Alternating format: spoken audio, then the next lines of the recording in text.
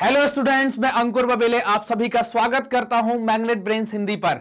Magnet brains Hindi एक ऐसा platform है जहां हिंदी माध्यम की कक्षा 6 से लेकर कक्षा 12वीं तक का संपूर्ण पाठ्यक्रम सीबीएसई, एनसीईआरटी और दूसरे स्टेट बोर्ड के अकॉर्डिंग बिल्कुल निःशुल्क कंप्लीट कराया जा रहा है।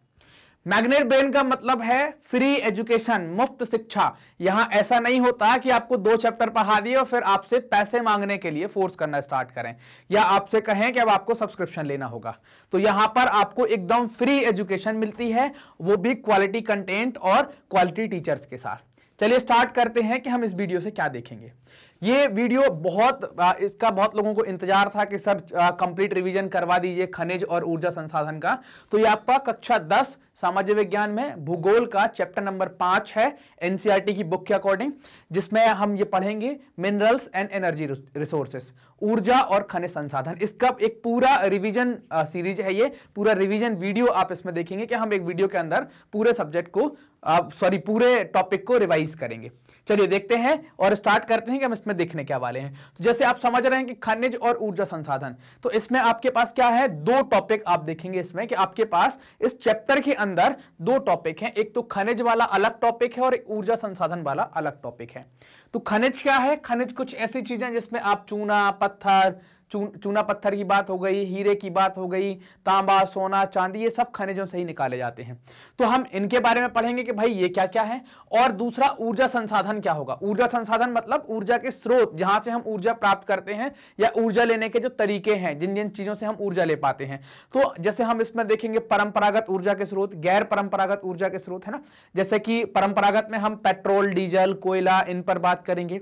गैर परंपरागत में हम सौर ऊर्जा, पवन ऊर्जा, बायोगैस, इन सब के ऊपर बात करेंगे भाई हम कैसे कैसे इन सब चीजों से ऊर्जा प्राप्त कर सकते हैं। तो ये 2 टॉपिक हैं इस चैप्टर के अंदर, तो हम इन दोनों को ही खत्म करेंगे।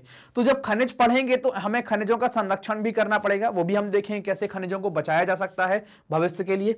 वैसे ही ऊर्जा संसाधन जो है, तो इसमें हमें ऊर्जा का भी संरक्षण करना पड़ेगा, क्योंकि आप बिजली नहीं बना सकते। आपने अगर सोचा कि आप लाइट बना देंगे तो आप इतने सक्षम नहीं है बनाने में। कुछ लोग ही सक्षम है लाइट बनाने में, पूरा हर एक व्यक्ति लाइट बनाने में सक्षम नहीं है कि भारत का हर व्यक्ति लाइट पैदा कर दे। अगर हर पैदा कर देगा तो फिर पूरी दुनिया में कहीं लाइट की दिक्कत नहीं, क्योंकि भारत में बहुत सारे लोग हैं। तो फिर क्या कर सकते हैं हम? तो हमारे लिए क्या है कि हमें ऊर्जा को बचाना चाहिए। ऐसा कहते हैं कि बचत ही कल की कमाई होती है, बचत ही आपकी ऊर्जा का उत्पादन होता है। तो यहां पर क्या करेंगे, हम ऊर्जा को कैसे बचाएं ताकि वो कल के लिए काम पर आ सके। तो हम ऊर्जा के संरक्षण पर भी बात करेंगे। तो हम ये 2 टॉपिक को लेकर चल रहे हैं। तो हम स्टार्ट करते हैं खनिज से। तो पहले एक ओवरव्यू देख लेंगे भाई खनिज में क्या है, फिर हम इस चैप्टर के अंदर क्या क्या कवर करेंगे, कौन कौन से टॉपिक हमारे होंगे, वो सारी चीजें हम देख लेते हैं। ठीक, सबसे पहली बात आती है कि भाई खनिज जो है, तो खनिज से हमारा पाला रोज पड़ता है। मतलब एक भी ऐसा दिन नहीं है जिस दिन हम बिना खनिज के निकाल लें। हमें डेली खनिज चाहिए ही चाहिए है। हमारी खनिज से मुलाकात रोज होती है, डायरेक्टली होती है। कई बार हम सीधे तौर पर खनिज को समझ जाते हैं, कई बार सीधे तौर पर हमारी मुलाकात नहीं होती। तो इनडायरेक्टली, अप्रत्यक्ष तौर पर आपकी खनिज से रोज मुलाकात होती है। मुलाकात का मतलब कि आपका दिन बिना खनिज के नहीं निकलता। आपकी रोजमर्रा की जिंदगी में खनिज या खनिज से बनी धातुओं का बड़ा योगदान होता है। बिना इनके आप नहीं चल सकते, ये जरूरी ही है। चाहे आप भोजन के रूप में देखें, चाहे आप वस्तुओं के रूप में देखें, कहीं ना कहीं खनिज आपको आता ही आता है। ठीक, तो अब ये क्या है, खनिज को हम निकालते कहां से हैं? तो खनिज जो है वो खनिज आपको चट्टानों में पाया जाएगा, अलग अलग प्रकार की चट्टान में। और ये चट्टानें कहां पाई जाएंगी? आपको भूपर्पटी पर। तो अल्टीमेटली ये क्या हो गया, हम अंत में देखें या हम कंक्लूड करके ये देखें कि भाई खनिज कहां पाया जाता है। तो खनिज के बारे में हम कह सकते हैं कहां पाया जाता है खनिज? भूपर्पटी के अंदर। खनिज कहां पाया जाता है? चूंकि खनिज बन रहा है किसमें? चट्टानों में। चट्टानों को ही तोड़कर लाते हैं, उनसे ही हम खनिज निकालते हैं। वो चट्टानें कहां पाई जाती है? भूपर्पटी या क्रस्ट के अंदर। भूपर्पटी या क्रस्ट क्या है? पृथ्वी का जो बाहरी परत है, पृथ्वी के ऊपर ऊपर की जो परत है, उसको आप भूपर्पटी या क्रस्ट कहते हैं। तो इसके अंदर हमें अलग अलग प्रकार की चट्टानें देखने को मिलती हैं, और इन्हीं चट्टानों के अंदर क्या निकालते हैं? खनिज निकालते हैं। तो खनिज कहां मिल गया? चट्टानों के अंदर। और चट्टानें कहां मिल गई? भूपर्पटी के अंदर। तो हम क्या कह सकते हैं, खनिज आपका कहां मिल जाता है? भूपर्पटी के अंदर देखने को मिल जाता है। स्पष्ट बात। अब इन खनिजों का जब हम शोधन करते हैं, मतलब इनको प्योरीफाई करते हैं, इनको मतलब कारखानों में ले जाकर इन पर अलग अलग केमिकल क्रियाएं या जो भी हमें करना वो करते हैं, तो इनके बाद हम इनसे क्या निकालते हैं? अलग अलग प्रकार की धातुएं। जैसे लोहा निकालते हैं, सोना निकालते हैं, चांदी निकालते हैं, जस्ता निकालते हैं, तांबा निकालते हैं। ये सारी चीजें हम इनके शोधन करने के बाद धीरे धीरे निकालते हैं। ठीक, तो लोहा, सोना, चांदी ये तो सीधे तौर पर ही निकालते हैं, है ना। अभ्रक हो गया उसको निकालते हैं, चूना पत्थर निकालते हैं, ये सारी चीजें हम क्या होता है। और इनसे कई सारी धात्विक चीजें भी मिलती हैं, धात्विक खनिज भी होंगे, हम पढ़ेंगे आगे कि हम इनका वर्गीकरण कैसे करेंगे। तो कई सारी धातुएं भी बनती हैं इनसे, और कई सारी जगह धातुएं नहीं बनती हैं, कुछ और दूसरी चीजें जो हमारे काम में आ जाती हैं। जैसे चूना आपकी धातु नहीं है लेकिन खनिज है, वो आपके काम में आता है। गिस्से में भी आप उपयोग करते हैं, पुताई में भी आप उपयोग करते हैं। चूना कैल्शियम का भी टाइप होता है, तो शरीर के लिए भी उपयोग करते हैं। जरूरी है भाई हड्डियों को मजबूत रखने के लिए, है कि नहीं है। चलिए अब देखते हैं कि भाई खनिज तो ये पता ही चलेगा कि भाई खनिज जो है वो हमारे जीवन का एक अनिवार्य हिस्सा है। सुई से लेकर हवाई जहाज तक, सड़क से लेकर ट्रेन तक, सब में कहीं ना कहीं कोई ना कोई खनिज डलता है। सुई से लेकर हवाई जहाज तक का कहने का मतलब कि लोहा, एल्यूमिनियम ये सारी चीजें लग रही हैं। सड़क से लेकर और ट्रेन तक आप देखेंगे यहां पर भी लोहा डालते हैं, या हम अलग अलग प्रकार के जो खनिज से निकलने वाली चीजें हैं उनका उपयोग करते हैं। तो आपकी दैनिक दिनचर्या में तो इनका प्रयोग होता ही होता है, ये तो आप डेली देखने वाली चीजें हैं। अब ऐसी जगह पर बात करते हैं जहां पर खनिज को आप देखते नहीं है लेकिन उपयोग रगड़ कर करते हैं। जैसे मंजन खूब रगड़ रगड़ कर करते हैं, करते हो क्या नहीं। ऐसा कोई तो नहीं बैठा है कि बिना मंजन के आ जाता है बासे मुंह, ऐसा तो नहीं है ना कोई, है ना। मंजन करना चाहिए, अच्छी आदतें डालना चाहिए। तो आप पेस्ट करते हैं डेली, मंजन करते हैं। कुछ लोग दातुन वाले भी होंगे, उनके अंदर भी, पेड़ों के अंदर भी अलग अलग प्रकार से हमें कुछ ना कुछ खनिज की मात्रा मिल जाती है ना, या विटामिन की मात्रा मिल जाती है। तो वो ठीक है, जो दातुन वाले होंगे उनका अलग कॉन्सेप्ट है। लेकिन जब ये पेस्ट वाला चलन आ गया, दंत मंजन वाला चलन आ गया, तो इसमें क्या है कि आपको कोई ना कोई खनिज देखने को मिलेगा, है ना। इसमें जैसे कई बार आप देखते हैं कि भाई दांत कमजोर होने लगे हैं, तो कोलगेट वाले कहते हैं कि भाई इसमें कैल्शियम है, तुम्हारे पेस्ट में नमक है, तुम्हारे पेस्ट में चारकोल है, तुम्हारे पेस्ट में कोल है, कुछ ना कुछ आपको खनिज इसके अंदर मिलेगा ही मिलेगा, जो आपके दांतों को हेल्दी रखने में मदद करता है। इनके अलावा जब आप खाना खाते हैं, तो आप जो भी खाना खाते हैं इसमें कम से कम 0.3% खनिज होना चाहिए, जो आपकी शरीर के लिए आवश्यक है, जरूरी है ना। ये बिल्कुल जरूरी है, कंपलसरी है कि होना ही चाहिए। ठीक, जैसे आप एक कॉन्सेप्ट में आपको बताता हूं, जैसे बॉडी के लिए जिंक की जरूरत है। अभी कोरोना के टाइम पर आपने देखा होगा जिंक की गोलियां खूब खाई होंगी, जिसमें रोग प्रतिरोधक क्षमता बढ़ाने के लिए कि बोले जिंक की टैबलेट ले लो। बच्चों को जब दस्त लग जाते हैं तो जिंक का घोल पिला देते हैं, जिंक पाउडर का कुछ घोल सरकारी अस्पताल से मिल जाता है, वो पिला देते हैं। तो ये क्या है, जिंक भी खनिज का एक प्रकार है। तो आपको यहाँ खनिज कुछ ना कुछ तो जाएगा ही जाएगा, और आपका एक बार थाली खाएंगे तो कितना जाएगा, कम से कम 0.3% आपका खनिज होगा जो आप भोजन ले रहे हैं उनका। तो ये आपके भोजन के लिए, आपके शरीर के डेवलपमेंट के लिए, शरीर के अच्छे विकास के लिए बहुत आवश्यक है। दांतों के विकास के लिए मंजन आवश्यक है, क्योंकि आप नहीं करेंगे तो बदबू आएगी, बगल में कोई बैठेगा नहीं। ठीक, तो और ये क्या है, ये आपके भोजन मतलब शरीर का एक मतलब आप कुपोषित ना हो, हेल्दी शरीर रहे। सारे हमारे अंग जो है, हाथ पांव, आंख नाक कान, अंदर के जो अंग है, आमाशय पित्ताशय, जो भी दुनियादारी है अंदर, वो सब सही तरीके से काम करती रहे। तो आपको एक सही मात्रा में भोजन भी करना चाहिए। और सही मात्रा में भोजन में आपको कम से कम कितना खनिज लेना है, 0.3%। इतना खनिज लेना है, इतनी हमारे लिए आवश्यकता है ना। इतना तो चाहिए ही चाहिए है। समझ गए ना बात को। चलिए देखिए आगे देखते हैं। अब क्या है कि अब इस चैप्टर के अंदर हम पढ़ने वाले क्या हैं, तो हमारे मतलब टॉपिक्स क्या होने वाले हैं। तो आप देखें कि हम सबसे पहले देखेंगे खनिज, व्हाट इज मिनरल्स, खनिज क्या है, इनके बारे में बात करेंगे। खनिजों की उपलब्धता, ऑकरेंस ऑफ मिनरल्स, कहां कहां मिलेंगे, कैसे कैसे मिलेंगे, इन पर बात करेंगे। क्लासिफिकेशन ऑफ मिनरल्स, खनिजों का वर्गीकरण, कैसे कैसे हम इसको बांटेंगे। लौह खनिज, जिसको फेरस मिनरल्स कहेंगे, जिनमें लोहे के कुछ अंश पाए जाएंगे, उनको लौह खनिज कहेंगे। अलौह खनिज, नॉन फेरस मिनरल्स, जिनमें लोहे के अंश नहीं पाए जाएंगे, उनको अलौह कहेंगे या बहुत कम पाए जाएंगे। अधात्विक मतलब नॉन मेटेलिक, ये आपका एक टाइप मेटेलिक का भी हो जाएगा, इनमें आपको मेटल मिलेगी। लौह या अलौह जो है वो आपके क्या है, धात्विक खनिज का हिस्सा है। अधात्विक खनिज जो नॉन मेटेलिक टाइप के, जिनसे हम मेटल नहीं निकालेंगे, धातु नहीं बनेगी। चट्टानी खनिज, जिन चट्टानों से जैसे हम चूना पत्थर वगैरह ऐसे कुछ चीजें देखेंगे, उनके बारे में हम देखेंगे। फिर इन खनिजों को बचाएंगे कैसे, इनका संरक्षण कैसे करेंगे, कंजर्वेशन ऑफ मिनरल्स। फिर अगला टॉपिक आएगा जिसमें हम देखेंगे ऊर्जा संसाधन, एनर्जी रिसोर्सेस। तो इसमें हम 2-3 प्रकार से देखेंगे। एक तो देखेंगे परंपरागत ऊर्जा के स्रोत, एक गैर परंपरागत ऊर्जा के स्रोत, और इसी के अंदर अपन देख लेंगे परमाणु और आणविक ऊर्जा के स्रोत, मतलब न्यूक्लियर जो एटॉमिक एनर्जी है उनके बारे में भी बात कर लेंगे। तो हम ये यहां पर देखेंगे। तो अब जो परंपरागत गैर परंपरागत थे, तो गैर परंपरागत में एटॉमिक एनर्जी और फिर इनके बाद सौर ऊर्जा, पवन ऊर्जा, बायोगैस और ज्वारीय टाइडल एनर्जी, इन सब पर हम बात करेंगे। फिर इस एनर्जी जो भी परंपरागत या गैर परंपरागत दोनों का हमें संरक्षण कैसे करना है, कंजर्वेशन ऑफ एनर्जी रिसोर्सेस क्या हो, उसके ऊपर हम बात करेंगे कि भाई आपको परंपरागत को भी बचाना है और गैर परंपरागत जो है इनका अच्छा यूटिलाइजेशन कैसे करना है। तो इनके ऊपर ही बात करेंगे, भाई किसके ऊपर डिपेंडेंसी बढ़ाना है, किसके ऊपर घटाना है, हम किस पर निर्भर ज्यादा रहें, किस पर कम रहें, ये सारी बातें हमें इसके अंदर देखनी है। तो क्लियर है बात किस चैप्टर के अंदर हम क्या पढ़ने वाले हैं। तो आपको एक बात समझ में आ गई होगी कि हम खनिज देखेंगे, खनिज कहाँ मिलेगा, कैसे मिलेगा, उनका क्लासिफिकेशन देखेंगे, किसको कैसे कैसे बांटा गया है, और इनके अलावा ऊर्जा के विभिन्न प्रकार के स्रोतों के ऊपर बात करेंगे, जिसमें गैर परंपरागत, परंपरागत स्रोत होंगे, और इन दोनों के संरक्षण की बात करेंगे। दोनों मतलब खनिज के संरक्षण की बात करेंगे और धातुओं के संरक्षण ऊर्जा के स्रोतों के संरक्षण की बात करेंगे, कैसे हम इनको बचा पाए। ठीक, तो चलिए स्टार्ट करते हैं। सबसे पहले आता है कि खनिज क्या है ना, व्हाट इज द मिनरल।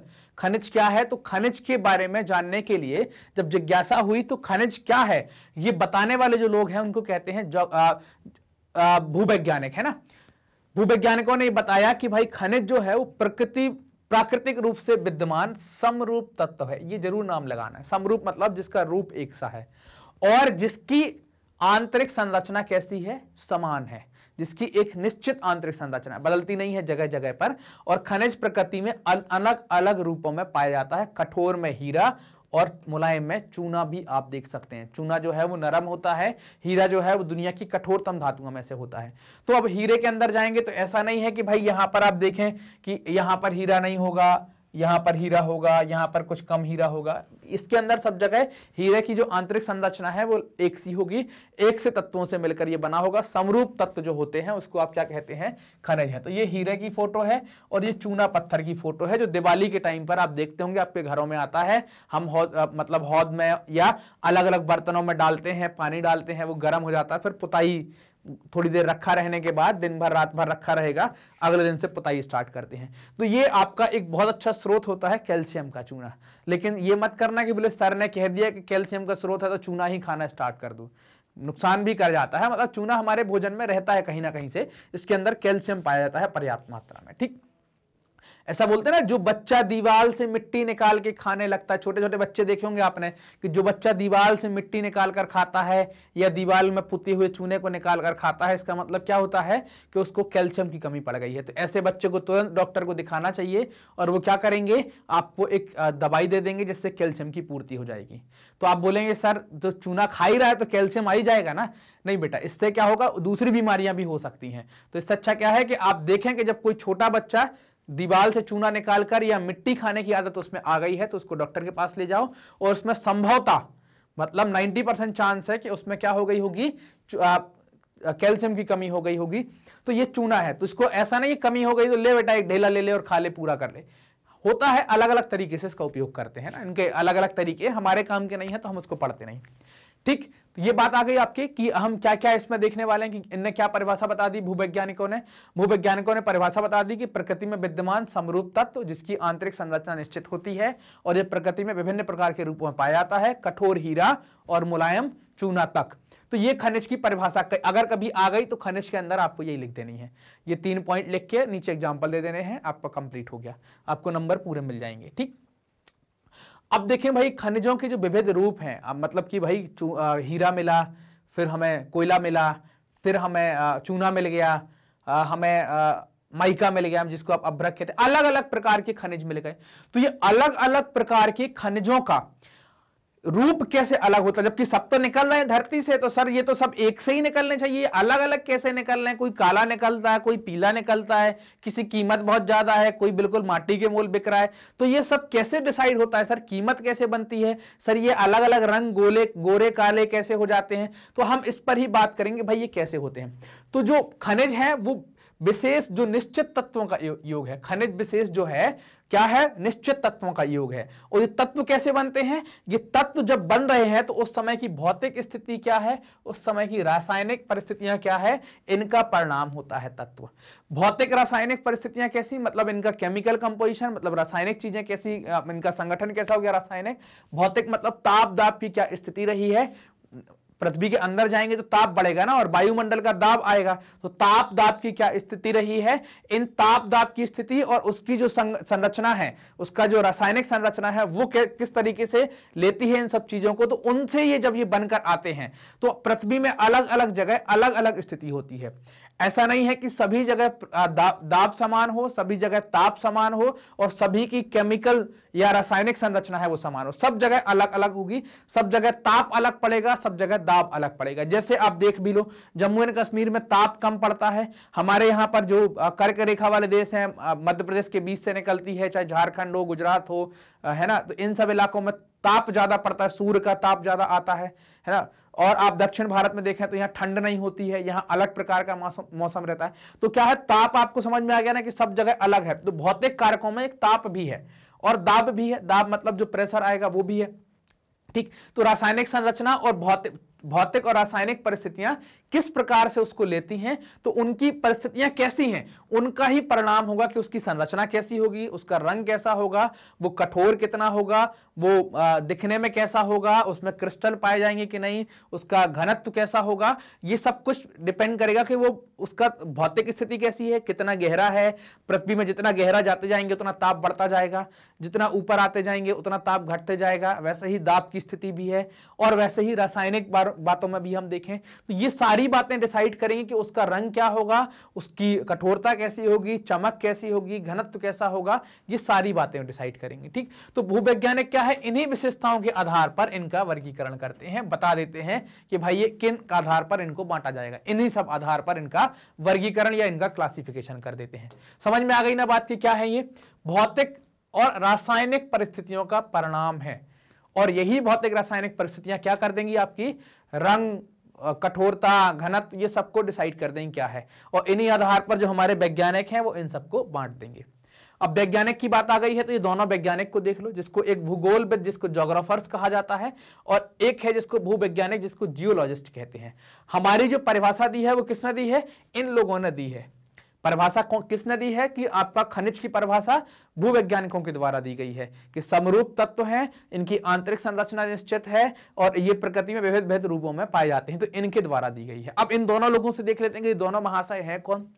तो जो भूगोलविद हैं, जो ज्योग्राफर्स हैं, वो ऐसे लोग हैं जो पृथ्वी का पूरा आकलन करते हैं और उसमें खनिज को एक छोटे से अंश के रूप में पढ़ते हैं, ठीक। उनके लिए खनिज क्या है कि जब वो भूपृष्ठ का अध्ययन कर रहे हैं, भूपृष्ठ मतलब पृथ्वी का अध्ययन कर रहे हैं, तो इसमें क्या है कि छोटे से अंश मतलब पूरी पृथ्वी में एक छोटा सा पार्ट उनके लिए खनिज भी है। तो वो खनिज को किस तरीके से देखते हैं, वो देखते हैं इनको आर्थिक दृष्टि के तरीके से, खनिज से हम कैसे फायदा उठा सकते हैं, हमारे लिए कितना ये इंपॉर्टेंट हो सकता है और इसका वितरण कैसे है, मतलब कहां कहां पर ये खनिज पाया जा रहा है। वितरण का मतलब कहां कहां पर इसकी खदानें बन सकती हैं, कहां कहां पर इसके निक्षेप या जमाव पाए जा रहे हैं, तो ये इस तरीके से देखते हैं। जबकि आपके भूवैज्ञानिक किस तरीके से देखते हैं, ये लोग स्पेशली खनिज को पढ़ते हैं। चूंकि पृथ्वी के ऊपर ऊपर जो पढ़ लेंगे वो ज्योग्राफर्स हैं और पृथ्वी के अंदर जो पढ़ना स्टार्ट करेगा वो क्या है, उसको कहेंगे भूवैज्ञानिक। इसीलिए तो कह रहे हैं भूवैज्ञानिक या भूगर्भ शास्त्री। गर्भ समझते हैं ना, अंदर आ जाना, गर्भ कहा जाता है पेट को, है ना। ऐसा मंदिर में भी जाते हो ना तो गर्भगृह, जब मंदिर के एकदम सेंटर में बिल्कुल अंदर पहुंच जाते हैं तो उसको कहते हैं गर्भगृह। आप कई बार मंदिर में गए होंगे ना कि महाकाल का गर्भगृह, तो गर्भ मतलब क्या होगा कि आप धीरे धीरे जैसे ही अंदर आना स्टार्ट होंगे तो जो अंदर की स्टडी करता है उसको कहते हैं भूवैज्ञानिक। इन लोगों ने क्या कहा, इनने कहा ये किसका अध्ययन करते हैं, तो खनिज का निर्माण कैसे होता है, उसकी निर्माण की प्रक्रिया कैसी है, उसकी आयु क्या है, उसका संगठन क्या है, ये सब आदि की जानकारी जो रखते हैं वो क्या है, भूवैज्ञानिक। और फिर ये उनको क्या करते हैं, अलग अलग प्रकार से उनका क्लासिफिकेशन कर देते हैं, बांट देते हैं अलग अलग तरीके से कि भाई इसको किस किस कैटेगरी में डालना चाहिए। अगर बांटे नहीं तो आपको कैसे समझ में आएगा कि भाई क्या है क्या नहीं है, आप नहीं जान पाएंगे ना। कौन सा लॉ है कौन सा अलॉ है, आपके लिए सब एक खिचड़ी बन जाएगी जिसमें सब कुछ मिला देते हैं। समझ में नहीं आता कि दाल ज्यादा है कि चावल ज्यादा है कि सब्जी डली है, कुछ समझ नहीं पाएंगे, है ना। बस ये लगेगा अच्छा अच्छा है, मजा आ रहा है खाने में, तो ये लगेगा कि मजा आ रहा है खाने में, लेकिन कोई पूछ लेगा कि आप बताओ कि ये क्या है तो फिर पता ही नहीं है। तो इसका वर्गीकरण जरूरी है, इसलिए हम चीजों को बांट कर पढ़ते हैं। हर एक जगह जहां ऐसी मिक्स होने वाली चीजें होती हैं उनको क्या करते हैं, उनको अलग अलग कैटेगरी में बांट देते हैं उनकी सुविधा के लिए, ताकि वो उसका अध्ययन बहुत अच्छे से कर सकें, उसके बारे में रिसर्च करके जो संशोधन या जो भी उन्हें रिसर्च करनी वो बता सके, और हमारे लिए कि हम लोग बहुत आसानी से पढ़ और समझ सकें। समझ गए ना। चलिए अब देखते हैं कि खनिजों का वर्गीकरण।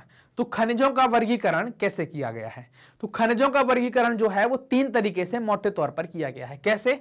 मेटेलिक, जिसको आप धात्विक खनिज कहेंगे, अधात्विक खनिज जिसको नॉन मेटेलिक कहेंगे, और ऊर्जा खनिज जिसको आप एनर्जी मिनरल कहेंगे। ये 3 तरीके से हमने खनिजों को बांट दिया, मोटे तरीके से 3 है।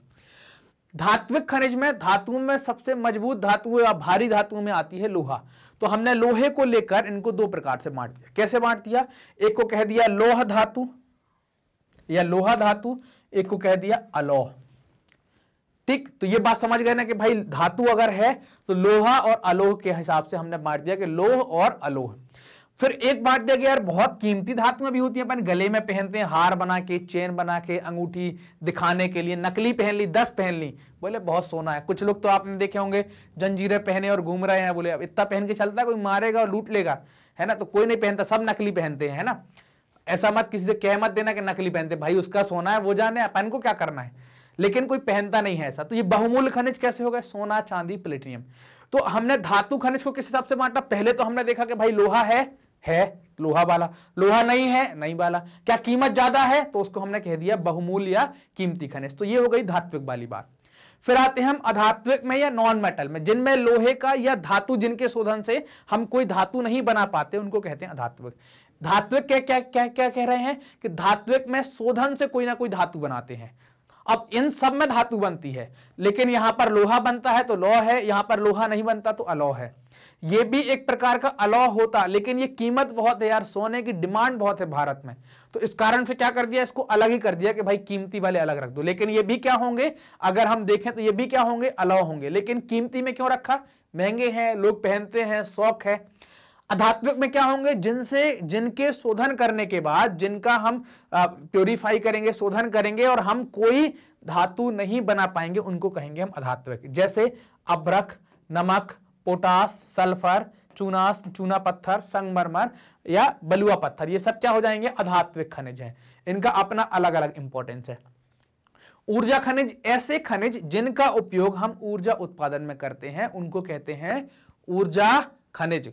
जैसे कोयला, पेट्रोलियम, प्राकृतिक गैस, ये सब क्या हो जाएंगे? आपकी ऊर्जा खनिज का हिस्सा हो जाएंगे। तो ये बात समझ में आ गई ना भाई कि हम कैसे बांट रहे हैं इनको? हम बांट रहे हैं 3 प्रकार से, धात्विक, अधात्विक और खनिज, ऊर्जा खनिज के हिसाब से 3 प्रकार से हमने इनको बांट दिया। जिनमें लोहे का अंश होगा वो लोह धातु कहलाएंगे, अयस्क, मैग्नीज, निकेल, कोबाल्ट, ये सारी बातें। जिनमें नहीं होगा वो अलौह कहलाएंगे, तांबा, जस्ता, बॉक्साइट, है ना, ये सारी बातें। बहुमूल्य सोना, चांदी हमने देख लिया। अधात्विक में अपन ने भी देख लिया कि भाई जिनसे धातु नहीं बनती वो अधात्विक हैं, जैसे अभ्रक, नमक, सल्फर, पोटास, चूना पत्थर, बलुआ पत्थर, ये सारी बातें। और ऊर्जा खनिज में क्या? ऊर्जा खनिज जिनसे हम ऊर्जा पैदा करते हैं, उनको आप ऊर्जा खनिज कहते हैं। तो ये वर्गीकरण आपका हो जाता है कंप्लीट। तो आपको समझ में आ गया ना कि कैसे बांट रहे हैं, तो ये वर्गीकरण वाली बात हो जाती है कंप्लीट। ठीक है, चलिए आगे देखते हैं। चलो अब देखते हैं कि भाई अब ये खनिजों की उपलब्धता कहां है, मतलब ऑकरेंस ऑफ मिनरल्स कहां है, खनिज कहां पाए जाएंगे। तो खनिज पाने के पहले हम देख लें कि भाई खनिज क्या है। खनिज को हमने देखा था कि चट्टान में पाए जा रहे थे, और जो खनिज है ये अयस्कों के रूप में हम निकालते हैं। तो हम इनके ऊपर भी बात कर लें। तो आप देखें कि खनिज क्या है। खनिज को हमने देखा हुआ था कि खनिज जो है वो समरूप तत्व है, निश्चित उनकी निश्चित आंतरिक संरचना है। अब ये जो खनिज है वो किस में पाए जा रहे थे? चट्टान। और ये चट्टान जो है वो किस में पाई जा रही थी? भूपर्पटी में। तो चट्टान क्या है? 2 या 2 से अधिक खनिजों का जो योग है उसको कहते हैं चट्टान। इसका एक अपवाद भी है, क्या? चूना पत्थर। चूना पत्थर की जो चट्टान है उसमें 2 से ज्यादा खनिज का योग नहीं होता, केवल किसका है? चूना चूना का ही योग है ना। चूना लगाना भी और चूना खिलाना भी, है ना। तो ना लगाना है अपन को और ना खिलाना है, समझ गए ना। और अयस्क जो है, अयस्क क्या है? अयस्क के बारे में पढ़ना भी है, यहां पर देख लें। अयस्क उन सेलों को कहते हैं जिनमें खनिज हो, जिनसे कोई धातु बनाई जाती हो या कोई महत्वपूर्ण तत्व हो उसके अंदर, तो उसको आप खनिज कहते हैं। चलिए देखते हैं कि अब जो है वो खनिज कहां पाए जाते हैं। तो खनिज जो है वो सामान्यतः अयस्कों में पाए जाते हैं। और अयस्क क्या है? अयस्क खनिज, मतलब अयस्कों के अंदर खनिज तो होगा ही होगा, इनके अलावा कुछ अन्य तत्व होंगे, अवयव होंगे, जिनके मिश्रण या संचयन को एक नाम दिया गया है। उसको क्या क्या क्या कह दिया गया है? उसको अयस्क कह दिया गया है। एक नाम दिया गया, इसको अयस्क कह दिया गया। तो अयस्क क्या हो गया? खनिज और विभिन्न प्रकार के तत्वों का जो योग है या उनसे मिलकर कोई चीज बनी है, उसको क्या कहते हैं? अयस्क कहा जाता है। अब जो अयस्क हैं या जो खनिज हैं, इनका हम किस प्रकार से महत्व देखेंगे, तो हमें 2-3 प्रकार से महत्व देखना है। आर्थिक महत्व जब आप देखेंगे ना, कि आर्थिक मतलब पैसे का महत्व, तो आर्थिक महत्व 2-3 प्रकार से डिसाइड होता है। आर्थिक महत्व एक प्रकार से तो डिसाइड होगा कि भाई जो अयस्क है वो कैसा है, हम उसमें देखेंगे कि कैसा अयस्क है। फिर इसका मूल्य 2 प्रकार से फिर डिसाइड करेंगे। मूल्य कैसे हम निर्धारित करेंगे, एक तो वो कितने कठिन तरीके से निकाला जा रहा है, और एक उसमें किस प्रकार की मिनरल या वो किस प्रकार का खनिज है, उससे हम देखेंगे। सबसे पहले देखेंगे भाई इसका आर्थिक महत्व कैसा है। तो खनन में उन्हीं अयस्कों का आर्थिक महत्व होता है जिनमें खनिज की मात्रा पर्याप्त मात्रा में पाई जाती है, मतलब ज्यादा होती है। आप ऐसा माने यहां पर कि भाई आप आर्थिक महत्व समझते हैं ना, पैसे वाली बात आ गई। आपने मानो कि कोई ऐसी आपको आपके खेत में कोई खदान मिल गई, आपने बोला कि सर बल्ले बल्ले हो गई, अब तो हम लोहा निकालेंगे यहां से। तो हमने बोला निकालो भैया, तो आपने लोहा निकाला, आपको मिला भी आयरन अयस्क। आपने आयरन अयस्क निकाला 1 ट्रक, और उस 1 ट्रक से जो लोहा बन पाया, आपके पास जो अयस्क आया, उस अयस्क से आपका लोहा कितना बन पाया, मात्र 5 किलो या 10 किलो। तो इससे कोई मतलब हुआ कि आपको 1 ट्रक भरने में, खुदाई करने में 20-30 मजदूर लग गए होंगे, तब वो भर पाए होंगे।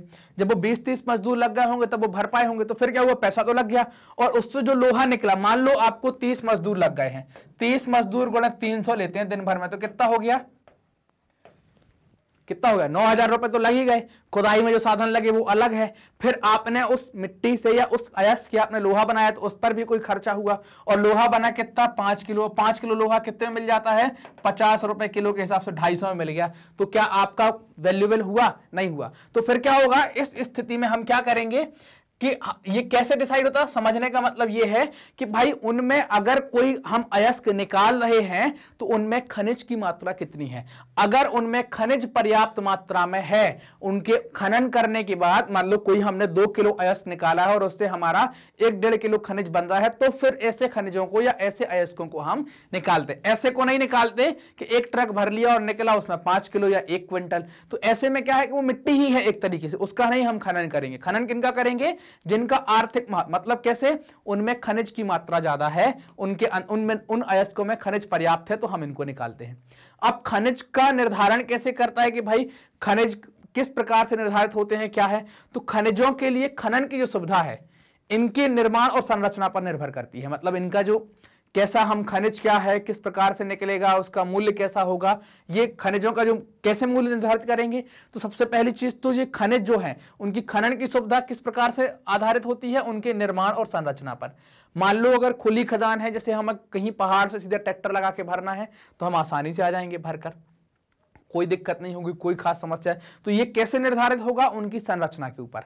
अब इन खनिजों का मूल्य कैसे निर्धारित होता है, तो इनकी जो खनन की सुविधा है, आपको जितना कठिन तरीके से खनिज निकालना होगा उसकी कीमत उतनी ज्यादा हो जाएगी। आप जानते हैं हीरा के बारे में, एक खनिज है, इसको निकालना बहुत कठिन होता है, ये बहुत कीमती भी है। क्यों कठिन होता है कि आपको खदान मिल जाती है, ऐसी एक खदान मिल गई, अब इसकी खुदाई करते रहो, इससे जो मिट्टी निकले उसको धो धो के देखते रहो कि इसमें कोई दाना तो नहीं चला गया। तो कितना कठिन काम है। एक तो गहरी गहरी खदान जाती है, फिर एक व्यक्ति मिट्टी निकालेगा, एक देखेगा, एक छानेगा, एक धोएगा, फिर हर एक कंकड़ को डाउट की नजर से देखेंगे कहीं हीरा तो नहीं है, उनको चेक करेंगे हीरा तो। कठिन कितना है, इसलिए कीमती कितना है। पहन पाते क्या सब कोई हीरा, नहीं पहन पाते। तो ये किस प्रकार से निकाले जा रहे हैं, उनके निकालने में कितनी सुविधा है, कितने कठिन है। जितना आसान है उतनी कीमत आसान है, जितना कठिन है उतनी उसकी कीमत ज्यादा है। जैसे चूना निकालना आसान है, गेरू निकालना आसान है, कीमत सस्ती है, 15-20 रुपए किलो चूना मिल जाता है। उनसे और चीजें चूंकि कुछ अयस्क निकाले जाते हैं, फिर उन्हें फैक्ट्री में जाकर उनसे धातु बनाना पड़ता है, तो फिर उस पर कुछ पैसा खर्च हो जाता है, तो उसकी कीमत बढ़ती चली जाती है। तो खनिज की कीमत कैसे निर्धारित होगी कि उनकी खनन की सुविधा कैसी है, कैसे निकालेंगे। खनन की सुविधा कैसे निर्धारित होगी कि भाई उनके निर्माण की संरचना किस प्रकार से है। खनन की सुविधा कैसे निर्धारित होगी, निर्माण की संरचना, निर्माण और संरचना किस प्रकार की है, और उस खनिज की कीमत कैसे निर्धारित हुई, खनन कितना आसान और कितना कठिन है। बहुत आसानी से निकालेंगे, कीमत कम, बहुत मेहनत करनी पड़ रही है, बहुत खर्चा हो रहा है, तो कीमत ज्यादा हो जाएगी। तो हम इस आधार पर खनिज की कीमत तय करते हैं। तो ये बात समझ में आ गई कि भाई अयस्क क्या है, और फिर उन अयस्कों को निकालते कैसे हैं, उन अयस्कों से हम खनिज की कीमत कैसे तय करते हैं, और हम ये कैसे डिसाइड करते हैं कि भाई ये कितना कठिन होगा निकालना और कितना आसान होगा। चलिए चलिए अब ये देखो कि अब भाई खनिज पाए कहां जाते हैं। तो खनिजों को हम देखेंगे कि यार ये 5 अलग अलग जगहों पर पाए जाते हैं, या अलग अलग तरीके से हम इनको निकालते हैं। इनकी जो उपलब्धता है या इनको हम जब प्राप्त करते हैं तो ये अलग अलग घर है इनके। तो उन घरों के ऊपर हम बात करेंगे। कैसे घर? तो सबसे पहला घर आता है जिसमें आप कहेंगे कहां पाए जाते हैं? सर सिराओं में और परत के रूप में पाए जाते हैं। आपसे ऐसा भी पूछ सकते हैं कि भाई मतलब जो खनिज हैं वो आग्नेय चट्टानों में किस प्रकार से पाए जाते हैं? तो भाई आग्नेय और कायांतरित में ये किस प्रकार से पाए जाते हैं? सिरा और परत के रूप में पाए जाते हैं। तो पहला तरीका हो गया जिसपे हम देखेंगे कि सिरा और परत के रूप में। सिरा और परत के रूप में जो खनिज है वो किन प्रकार की चट्टानों में मिलता है? तो वो सिर्फ आपको आग्नेय और कायांतरित, या कायांतरित को आप रूपांतरित भी कहते हैं, उन प्रकार की चट्टानों में मिलेगा। कहां पाया जाएगा? तो ये सिर्फ दरारों में, जोड़ों पर और भ्रंशों में और बदरों में पाया जाएगा। दरार क्या है? आपने देखा होगा ना कि खेत जब जुट जाता है तो इस तरीके की खेत में ऐसी लाइनें हो जाती हैं ऐसी। तो अगर कोई पृथ्वी पर कोई बहुत बड़ी ऐसी लाइन बनी है तो उसको कहते हैं दरार या भ्रंश।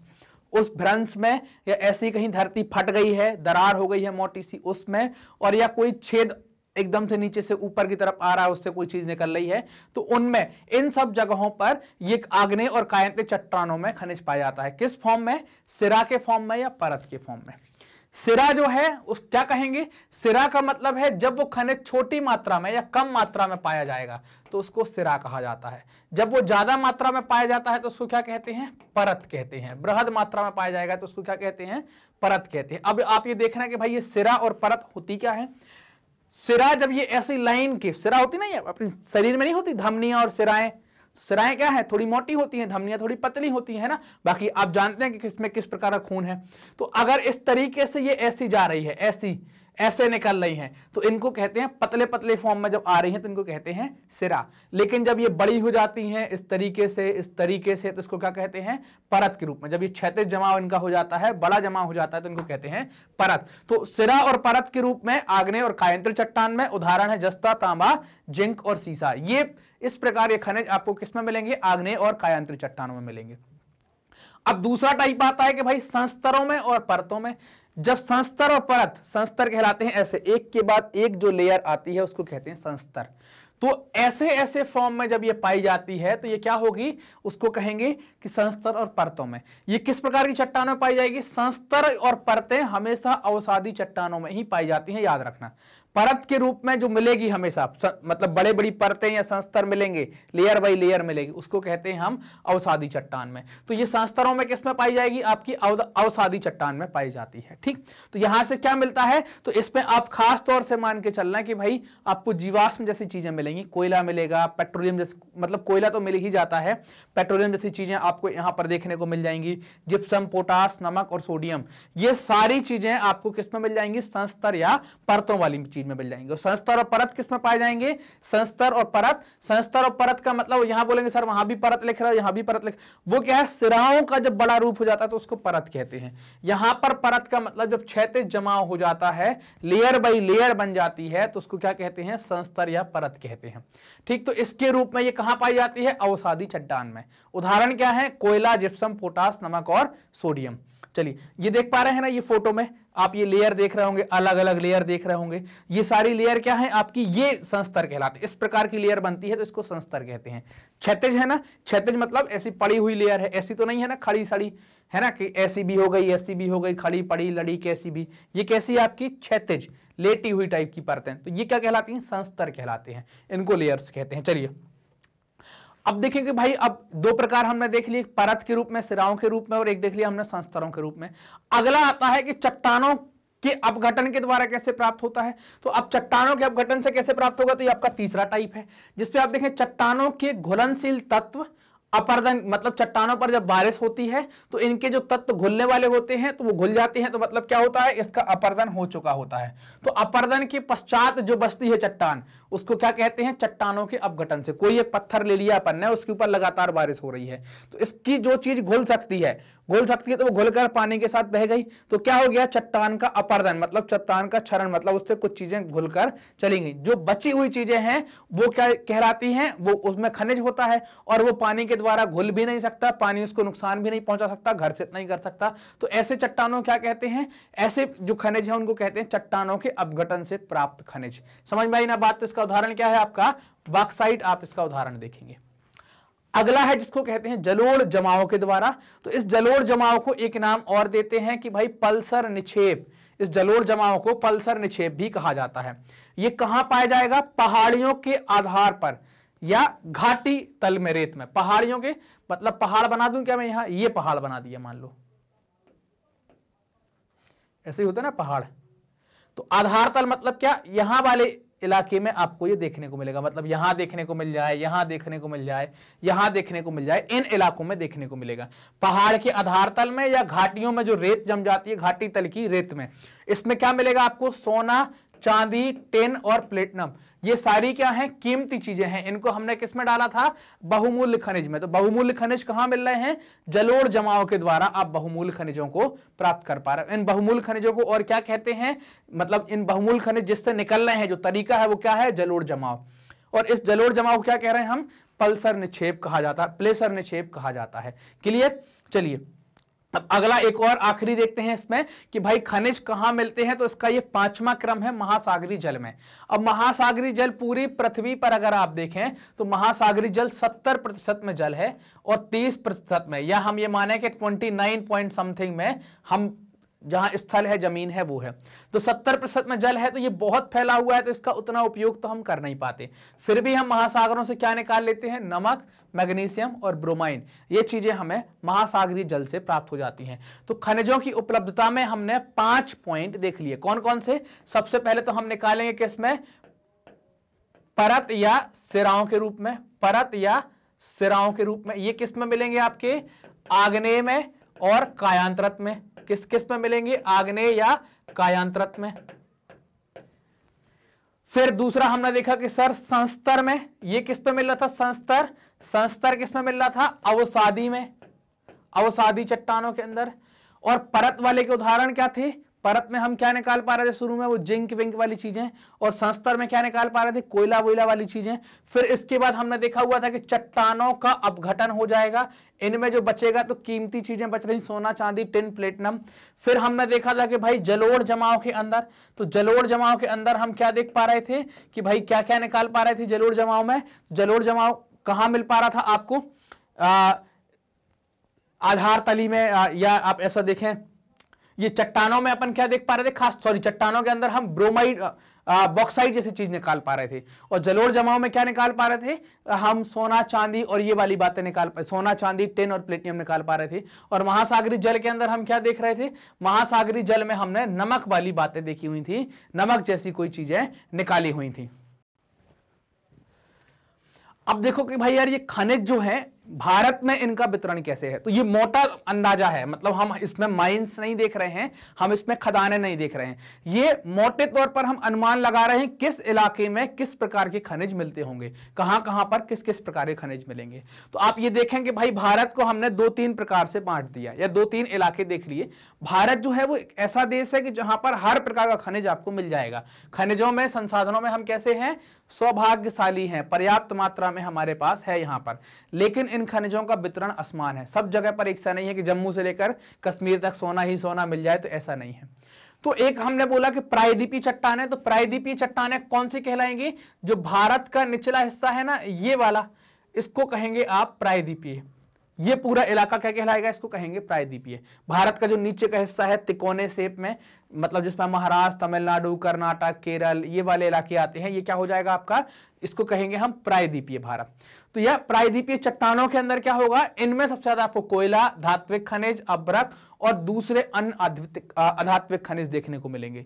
ठीक, फिर आता है हमने गुजरात और असम वाला जो इलाका देखा, तो यहां पर हमें खनिज तेल मतलब पेट्रोलियम वाली चीजें देखने को मिलेंगी। और राजस्थान में अलौह खनिज, मतलब हम चांदी निकालेंगे, जस्ता निकालेंगे, ये सारी चीजें आपको राजस्थान में देखने को मिलेंगी। तो कभी आ गया कि भाई अलौह खनिज, तो राजस्थान टिक कर दिया, वहां हो जाएगा। खनिज तेल तो गुजरात और आसाम वाले इलाके में आप देख लेंगे। और प्रायद्वीपीय भारत के अंदर ज्यादातर सभी प्रकार के धात्विक और अधात्विक खनिज मिल जाते हैं। अब इसमें हम इन खनिजों में जो हमने वर्गीकरण देखा था, तो यहां से हम स्टार्ट करने वाले हैं अपने खनिज को। तो हम धात्विक खनिज के अंतर्गत जो भी हमारा मेटेलिक मिनरल्स था उसमें हम पहली चीज ले रहे हैं जिसको कह रहे हैं लौह खनिज, फेरस मिनरल, है ना। तो लौह खनिज क्या है? तो लौह खनिज वो है जिनमें लोहे का अंश पाया जाता है, उसको आप लौह खनिज कहते हैं। परिभाषा लिखने को भी आती है तो आप लिखेंगे वो खनिज जिनमें लोहे का अंश पाया जाता है उनको लौह खनिज कहते हैं। धात्विक खनिज जो है, जो भी आप मेटेलिक मिनरल्स निकाल रहे हैं, धात्विक खनिज निकाल रहे हैं, उनमें केवल 3/4 आप किसको निकाल लेते हैं? लौह खनिज को निकाल लेते हैं। तो अब इन लौह खनिज का उपयोग हम कहां करते हैं? तो इनका उपयोग करते हैं धातु शोधन उद्योगों में, जहां से हम धातुएं तैयार करते हैं, भारत की जो घरेलू मांग है उसमें, और हम इतनी पर्याप्त मात्रा में निकालते हैं कि हम इसका निर्यात मतलब देश के बाहर भी भेज देते हैं, अलग अलग देशों को भी भेजते हैं। हम देखेंगे भी कि किस खदान से कहां कहां पर भेज देते हैं। ठीक, तो लौह खनिज के क्या हो गया? जिसमें लोहे का अंश पाया जाता है वो लौह खनिज कहलाता है। अब जो लौह खनिज में निकालते क्या है, किसको हम निकालेंगे, मतलब कैसे बनेगा? तो लौह खनिज में एक चीज आती है, इसको कहते हैं आयरन ओर या लौह अयस्क। तो सबसे पहले हम लौह अयस्क को देखेंगे कि लौह अयस्क हम निकालते हैं। ये किसके अंतर्गत आ गया? आपका लौह खनिज के अंतर्गत आ गया। लौह अयस्क जो है वो क्या है? औद्योगिक विकास की रीढ़ है। क्योंकि आप दुनिया में, मतलब भारत नहीं कह रहा हूं मैं, दुनिया में कहीं भी कोई भी फैक्ट्री लगानी है, कोई भी बड़ा घर बनाना है, कोई भी बड़ी ट्रेन या प्लेन बना, कुछ भी बनाना है आपकी बड़ी चीज, तो आपको लोहे की जरूरत पड़ेगी। और लोहा किससे निकालेंगे? लौह अयस्क से निकालेंगे। तो लौह अयस्क जो है वो आपका एक आधारभूत खनिज है, और ये आधारभूत खनिज कैसा है? उद्योगों में इसकी बड़ी डिमांड। घर में भी सरिया डालना है, जंगला बनाना मतलब खिड़की बनाना है, गेट बनाना है, सब में लोहे का हम उपयोग करने लगे हैं पर्याप्त मात्रा में। बिना लोहे की कुछ नहीं हो पाएगा, उद्योगों के अंदर तो हो नहीं पाएगा। तो रीढ़ समझते ना, ये रीढ़ पीछे वाली टूट गई तो फिर पड़े ही रहते हैं खाट पर, है ना। तो रीढ़ की हड्डी है, ये रीढ़ है उद्योगों की। तो अब ये लौह अयस्क जो है जब ये निकाले जाते हैं तो इनकी क्वालिटी के आधार पर, किसमें कितना लोहा पाया जाता है उस आधार पर इनको 3 अलग अलग भागों में बांटा गया है। मैग्नेटाइट सबसे अच्छे क्वालिटी का जो लोहा होता है उसको मैग्नेटाइट कहते हैं। हेमेटाइट उससे कम क्वालिटी का जो होगा उसको हेमेटाइट कहेंगे। लिमोनाइट जो और कम क्वालिटी का होगा उसको लिमोनाइट कहेंगे। तो आपको लौह अयस्क के प्रकार पता चल गए या लोहे के प्रकार पता चल गए। ये 3 प्रकार का होता है, हेमेटाइट, मैग्नेटाइट और लिमोनाइट, 3 प्रकार के लौह अयस्क हो गए। तो अब लौह अयस्क के वितरण में अगर आप देखें तो उड़ीसा जो है वो मोनोपोली रखता है, मतलब उसका वर्चस्व है। 52% केवल आप देख पा रहे होंगे कि उड़ीसा से ही हो पा रहा है। इनके अलावा छत्तीसगढ़, कर्नाटक, झारखंड और दूसरे स्टेट हैं जहां से हम इनका खनन करते हैं या लौह अयस्क को निकालते हैं। क्लियर? अब लौह अयस्क का हम वितरण देखें, मतलब लौह अयस्क की पेटियां का मतलब होता है बेल्ट, मतलब कहां कहां पर ये पाया जाएगा, कहां कहां से हम इसका खनन कर पाएंगे या निकाल पाएंगे। तो हम देखते हैं कि भाई सबसे पहले हमने देखा उड़ीसा झारखंड की पेटी। सबसे पहले क्यों देखी? क्योंकि यहीं पर जो हम है खदानें हैं, बड़ी बड़ी खदानें हैं, पर्याप्त मात्रा में हम यहां से निकालते हैं। तो उड़ीसा और झारखंड की पेटी से किस प्रकार का लोहा निकालते हैं? तो हेमेटाइट प्रकार का लोहा निकालते हैं। हेमेटाइट प्रकार का लोहा यहां से निकाला जाता है। तो अब झारखंड उड़ीसा में अब प्रमुख खदानें जो आप देखेंगे वो कौन कौन सी हैं? तो 2 स्टेट तो हमने पढ़ ही लिए कि भाई झारखंड और उड़ीसा पेटी, तो उड़ीसा भी होगा और झारखंड भी होगा, तो उड़ीसा भी हो गया और झारखंड भी हो गया। तो उड़ीसा में जो इलाका है जिसको कहते हैं मयूरभंज और एक है केंदुझर जिला, इन 2 जगहों से पर्याप्त, ये ऐसा नहीं है कि हमने सब नहीं लिए, बहुत सारे हैं, ये 2 बड़े इलाके लिए हैं, मयूरभंज और केंदुझर जिला। झारखंड से क्या है? गोवा और नोवा मंडी, ये सिंह भूमि जिला जो है उस झारखंड के सिंह भूमि जिले के अंतर्गत पड़ता है। आप देखो यहां पर कि उड़ीसा, आप पहचानते हैं कि उड़ीसा ये वाला इलाका है, देख पा रहे हैं ना, ये जो एरिया है ये क्या है? आपका उड़ीसा वाला स्टेट है। इस उड़ीसा वाले स्टेट के अंदर से ही हमने क्या किया है, हम ये मतलब इस उड़ीसा में हम खनिज निकाल रहे हैं, लौह खनिज निकाल रहे हैं। तो वह कहां कहां से निकाल रहे हैं? केंदुझर और मयूरभंज। तो ये है केंदुझर और ये है मयूरभंज, आप देख पा रहे होंगे यहां पर। तो आपको अगर मार्क करने को आगे कि भाई केंदुझर, तो उड़ीसा में लगा दें खट से केंदुझर। अगर आ गया मयूरभंज तो उड़ीसा में लगा देंगे मयूरभंज। तो आपका क्या हो जाएगा आंसर? ऐसा कर दिया और यहां पर लिख दिया मयूरभंज, या आ गया केंदुझर तो डैश करके लिख दिया केंदुझर। तो ये है केंदुझर वाला इलाका और ये है आपका मयूरभंज वाला इलाका, दोनों कहां आएंगे? उड़ीसा में। ठीक, अब बात आती है कि भाई गोवा और नोवा मंडी, तो गोवा और नोवा मंडी कहां होगा? ये झारखंड के अंदर होगा, झारखंड में भी सिंह भूमि इलाका। तो झारखंड कहां होगा? ये है झारखंड आपका, बिहार से लगा हुआ, उड़ीसा से लगा हुआ, बंगाल से लगा हुआ।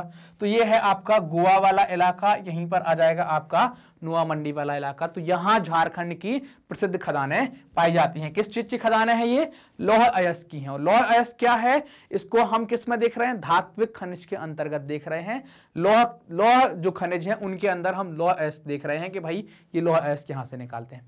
क्लियर ये बात? तो यहां से हम इनको निकाल लेते हैं। 4 खदानें बड़ी बड़ी अपन ने ये वाली बेल्ट ये देखिए, उड़ीसा और झारखंड वाली बेल्ट। अगली बेल्ट देखते हैं। चलिए अब अगली पेटी देखते हैं कि दुर्ग, बस्तर और चंद्रपुर पेटी। दुर्ग वाला इलाका, दुर्ग और बस्तर वाला इलाका कहां है? ये आपको छत्तीसगढ़ के अंदर देखने को मिलेगा। और चंद्रपुर पेटी कहां देखने को मिलेगी? आपको महाराष्ट्र के अंदर देखने को मिलेगी। तो हम ये देखेंगे कि इस पेटी में दुर्ग, बस्तर और जो चंद्रपुर पेटी है यहां से भी किस प्रकार का लोहा निकाल रहे हैं? हेमेटाइट। ये दोनों कहां पड़ेंगी? छत्तीसगढ़ और महाराष्ट्र में। ये 2 इलाके छत्तीसगढ़ के अंदर, और चंद्रपुर वाला इलाका कहां पड़ेगा? आपका महाराष्ट्र के अंदर। ठीक, तो अब यहां पर भी आप देखें कि जो यहां का जो लोहा है, इस लोहे को क्या करते हैं? विशाखापट्टनम पोर्ट के थ्रू जापान और दक्षिण कोरिया भेज देते हैं। कैसे भेजते हैं जापान और दक्षिण कोरिया? आप देखेंगे विशाखापट्टनम कहां है? ये आपका आंध्र प्रदेश में विशाखापट्टनम है। तो यहां से हमने निकाला, कहां से निकाला? आप देख रहे हैं कि दुर्ग, बस्तर पेटी। तो दुर्ग, बस्तर पेटी और चंद्रपुर, तो चंद्रपुर ये आ गया महाराष्ट्र में, और दुर्ग बस्तर कहां आ गया? ये आ गया दुर्ग आपका छत्तीसगढ़ में, यही मिल जाएगा आपको बस्तर। यहां का लोहा जो हमें उपयोग करना है वो कर लिया, बाकी ट्रकों से लदवाया, कहां भेज दिया? विशाखापट्टनम। और विशाखापट्टनम में जहाज में टंगा, और जहाज से टंगा मतलब जहाज में ऐसे नहीं कि लटक गया, ऐसे जहाज में भरवा दिया, और भरवा कर कहां भिजवा दिया? जापान और दक्षिण कोरिया। जापान और दक्षिण कोरिया क्या होता है? भारत के पूर्व में ही पड़ते हैं। पूर्व में ही पड़ते हैं तो हम क्या करते हैं? इस तरफ वाले पोर्टों का, इस तरफ वाले बंदरगाहों का उपयोग करते हैं। क्लियर बात समझ में आ गई ना कि ये क्या है? तो यहां पर भी किस प्रकार का लोहा मिल रहा है? मैग्नेटाइट टाइप का, हेमेटाइट टाइप का लोहा मिल रहा है आपको। ठीक, तो दुर्ग, बस्तर और चंद्रपुर पेटी हो गई है। क्लियर ये बात? यहां से हम निर्यात भी करते हैं। कहां को निर्यात? आपसे पूछ रहे हैं, ऐसा भी पूछ सकते हैं कि आप बताइए कि भारत में से भारत की किस बेल्ट का लोहा जापान और दक्षिण कोरिया को निर्यात किया जाता है? क्या बताएंगे? हम बताएंगे कि दुर्ग, बस्तर और चंद्रपुर वाली पेटी का निर्यात करते हैं। और उसमें यह भी पूछ लें कि आप ये लोहा किस प्रकार का है? तो हेमेटाइट प्रकार का है। किन राज्यों में है? तो महाराष्ट्र और छत्तीसगढ़ के अंदर देखने को आता है। और निर्यात के लिए किस बंदरगाह का उपयोग करते हैं अगर पूछा भी तो हमें बंदरगाह भी याद है, किसका? विशाखापट्टनम का उपयोग करते हैं। चलिए अगली पेटी आती है, मतलब अगली बेल्ट है, 2 हम देख चुके हैं। तीसरी बेल्ट कौन सी है जहां पर लोहा पाया जाएगा? बल्लारी, चित्रदुर्ग, चिकमंगलूर और तुमकुरु पेटी, है ना। ये अगली पेटी आती है कि कहां कहां पर होगी। तो ये आप खास तौर से देखेंगे, ये कर्नाटक की हैं, सारी कर्नाटक में आपको देखने को मिलेंगी। बल्लारी, चित्रदुर्ग, चिकमंगलूर और तुमकुरु पेटी सब कर्नाटक की हैं। और कर्नाटक में जो एक जगह है, या एक जो लोहे के जो निक्षेप में लेंगे, जिसको कहेंगे कुद्रेमुख। कुद्रेमुख को कहते हैं कि संसार के सबसे बड़े लौह अयस्क के निक्षेपों में से एक है। ये कहां देखने को मिलेगा? आप ये देखना कि अब कर्नाटक वाला इलाका आप कैसे पता करेंगे? तो सर ये है कर्नाटक, ये गुजरात है, गुजरात के बाद ये महाराष्ट्र है, और महाराष्ट्र के नीचे ये वाला इलाका जो है ये किसका है सर? कर्नाटक का है। तो इस कर्नाटक वाले इलाके में हम क्या देखेंगे कि भाई बेल्लारी कहां है, चित्रदुर्ग कहां है, ये सारी चीजें देखेंगे। तो आप देखो ये है चित्रदुर्ग, ये मैंने लाल निशान लगाया, उसी के पास ये है बल्लारी, ये लिखा हुआ ये एरो बना हुआ है लाल कलर का, ये वाला, ये चित्रदुर्ग। फिर चिकमंगलूर भी यही है पास में, ये है चिकमंगलूर, और ये तुमकुरु। ये चारों पास पास में ही आप देखेंगे कि ये दुर्ग हो गया, चित्रदुर्ग हो गया है, बेल्लारी हो गया, तुमकुरु हो गया और चिकमंगलूर हो गया। तो ये सब कहां है? कर्नाटक के अंदर आप इनको देखेंगे, सब कर्नाटक के अंदर। तो अब कर्नाटक में यहीं पर एक पहाड़ी आती है जिसको अपन क्या कहते हैं, या एक निक्षेप आती है, एक पहाड़ी भी है कुद्रेमुख और एक निक्षेप भी है। तो लौह अयस्क के सबसे बड़े निक्षेप हैं, संसार के सबसे बड़े निक्षेप हैं। अब कुद्रेमुख जो है, कन्नड़ भाषा में कुदरे का मतलब होता है घोड़ा। तो यहाँ की जो खदान है, कुद्रेमुख जो घाटियां हैं या कुद्रेमुख से जहां से हम जो निकालते हैं, ये सब कैसा है कि घोड़े के मुंह के समान है, घोड़े के मुंह के जैसा देखने में है। इस कारण से इनका नाम अपन ने क्या कर दिया? कुद्रेमुख कर दिया।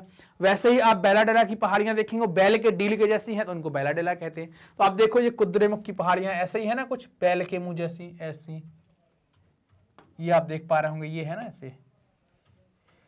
ये देख रहे हैं ना, खोदते खोदते पानी निकल आता है, कई बार इतना खोदते हैं। तो ये घोड़े के मुंह जैसा है यहाँ पर, तो इस कारण से इनका नाम कुद्रेमुख। आपसे पूछे कुद्रेमुख कहाँ है, तो कर्नाटक में है, और कुद्रेमुख कर्नाटक पश्चिमी घाट की सबसे ऊंची चोटी भी है, ये भी याद रखना है। ऊंची चोटी को भी इनने क्या नाम देके रखा है, कुद्रेमुख देके रखा है। अब ये जो पेटी है महाराष्ट्र गोवा पेटी, तो इसमें गोवा तो आपको पता है कि छोटा सा है, इतना सा है। फिर जो महाराष्ट्र है, तो महाराष्ट्र में बेसिकली कहां से निकालते हैं, रत्नागिरी से। तो ये जो हम जो ये लोहा अयस्क निकाल रहे हैं, ये बहुत अच्छी क्वालिटी का नहीं है। जब अच्छी क्वालिटी का नहीं है तो फिर इसको हम क्या करते हैं, निर्यात कर देते हैं। निर्यात का मतलब देश से बाहर किसी दूसरे देश को भेज देते हैं। ठीक, तो ये निर्यात कहां से करते हैं, तो एक जगह है जिसको कहते हैं मारमा गांव। अब ये मारमा गांव, ये गांव से याद रखना, गोवा में आता है ना, तो ये मारमा गांव ये कहां पर है, ये गोवा का एक बंदरगाह है। गोवा का एक बंदरगाह है, वहां से हम क्या करते हैं, निर्यात कर देते हैं अलग अलग देशों के लिए। अब आप देख भी लो यहां पर कि महाराष्ट्र का रत्नागिरी वाला इलाका ये आप देख पा रहे हैं, गोवा फिर आप ये देख पा रहे हैं गोवा है, और उसके नीचे ये आप देख पा रहे हैं मारमा गांव है, जहां से हम निर्यात करते हैं। इसमें 3 टर्मिनोलॉजी हमको मिली, रत्नागिरी मिला, गोवा मिला, और गोवा के अंदर ही दक्षिणी गोवा में हमें क्या मिला, मारमा गांव मिला। तो मारमा गांव से हम क्या करते हैं, निर्यात कर देते हैं। क्लियर। तो अब देखते हैं अगला।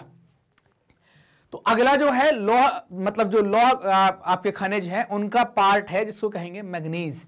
मैग्नीज जो है, मैग्नीज एक बहुत इंपॉर्टेंट पार्ट है या बहुत महत्वपूर्ण है अगर आप इस्पात बनाते हैं। इस्पात के निर्माण में इसका बहुत प्रयोग किया जाता है। अगर आप 1 टन इस्पात बनाते हैं तो कम से कम 10 किलो मैग्नीज की आवश्यकता होती है। इनके अलावा इस मैग्नीज का उपयोग या इस मैग्नीज का हम कहां कहां उपयोग करते हैं, किस किस प्रकार की चीजें बनाते हैं, किस किस प्रकार के उद्योग में उपयोग करते हैं। ब्लीचिंग पाउडर जहां बनता है, ब्लीचिंग पाउडर होता है ना, पानी वानी में डाल देना, या सफाई वाली जगहों पर इसका उपयोग करना, कीटनाशक दवाइयां बनाने में, पेंट बनाने में इसका उपयोग करते हैं। और उड़ीसा जो है वो इसका सबसे बड़ा उत्पादक राज्य है। तो कभी आ गया कि मैग्नीज कहां है, तो आप देखेंगे कि भाई ये उड़ीसा ये है, तो यहां पर मैग्नीज सबसे ज्यादा उत्पादित किया जाता है। चलिए अब आगे देखते हैं कि भाई ये जो अगला है जिसको कहेंगे हम अलौह खनिज। ये लौह खनिज में हमने ये आपके लौह अयस्क कंप्लीट किए और मैग्नीज कंप्लीट किया। इसके बाद हम देख रहे हैं अलौह खनिज। अब अलौह खनिज जो है वो भारत में संतुष्ट स्थिति में नहीं है, ना तो इनका उत्पादन बहुत अच्छा होता है, ना ही इनके भंडार बहुत अच्छे। अलौह खनिज में हम क्या देखेंगे, तांबा, बॉक्साइट, सीसा और सोना, ये सब क्या है, हमारे अलौह खनिज का पार्ट होंगे। इन सब का उपयोग कहां करेंगे आप, धातु शोधन के अंदर होगा, इंजीनियरिंग और विद्युत उपयोगों में होगा। अब ये बात आती है कि सर यार ये कैसा उपयोग होगा, तो आपने देखा होगा ना, तांबे का उपयोग हम लाइट के वायर बनाने में करते हैं। सोने का उपयोग भी होता है जब आप आईसी वगैरह डिजाइन करते हैं तो इसका उपयोग करते हैं, और बॉक्साइट और सीसा का भी इन सभी उद्योगों के अंदर हम उपयोग करते हैं। तो अब एक एक करके इनको देख लेते हैं क्या है। सबसे पहला आता है तांबा। तांबा जो है भारत में तांबे के भंडार में बहुत ज्यादा ऐसी, मतलब तांबे के जो भंडार हैं या तांबे का जो उत्पादन है, तो उन भंडारों से जो हम उत्पादन कर रहे हैं उसमें ऐसा कोई बहुत क्रांति नहीं आ गई है कि बहुत तगड़ा हमने उत्पादन कर लिया। जैसे हमने लोहे में उत्पादन में क्रांति ला दी है कि बहुत बड़ा कर दिया, डबल कर दिया। अगर आप 1951 के आसपास देखें तो हम 3.2 करोड़ टन निकालते थे, फिर वही आप देखेंगे अगले 10-20 साल में हमने 32 कर दिया, मतलब 10 गुना तक की वृद्धि हो गई, 32 करोड़ टन निकालने लगे हैं। तो यहाँ क्या है कि ये क्या है, न्यून है, मतलब इतनी क्रांति नहीं हो पाई है। तांबा इंपॉर्टेंट क्यों है, तो तांबे में गुण पाए जाते हैं कि एक तो ये लचीला होता है, घातवर्ध, दूसरा होता है कि तन में खिंच जाता है आसानी से, और ताप का सुचालक, मतलब ताप को ये अपने अंदर से जाने देता है। ताप का सुचालक होने के कारण ये विद्युत का भी सुचालक होता है। तो फिर हम इसका उपयोग कहां कर लेते हैं, तो इसका उपयोग हो जाता है बिजली के तार बनाने में, तार बहुत मात्रा में बना लिए जाते हैं।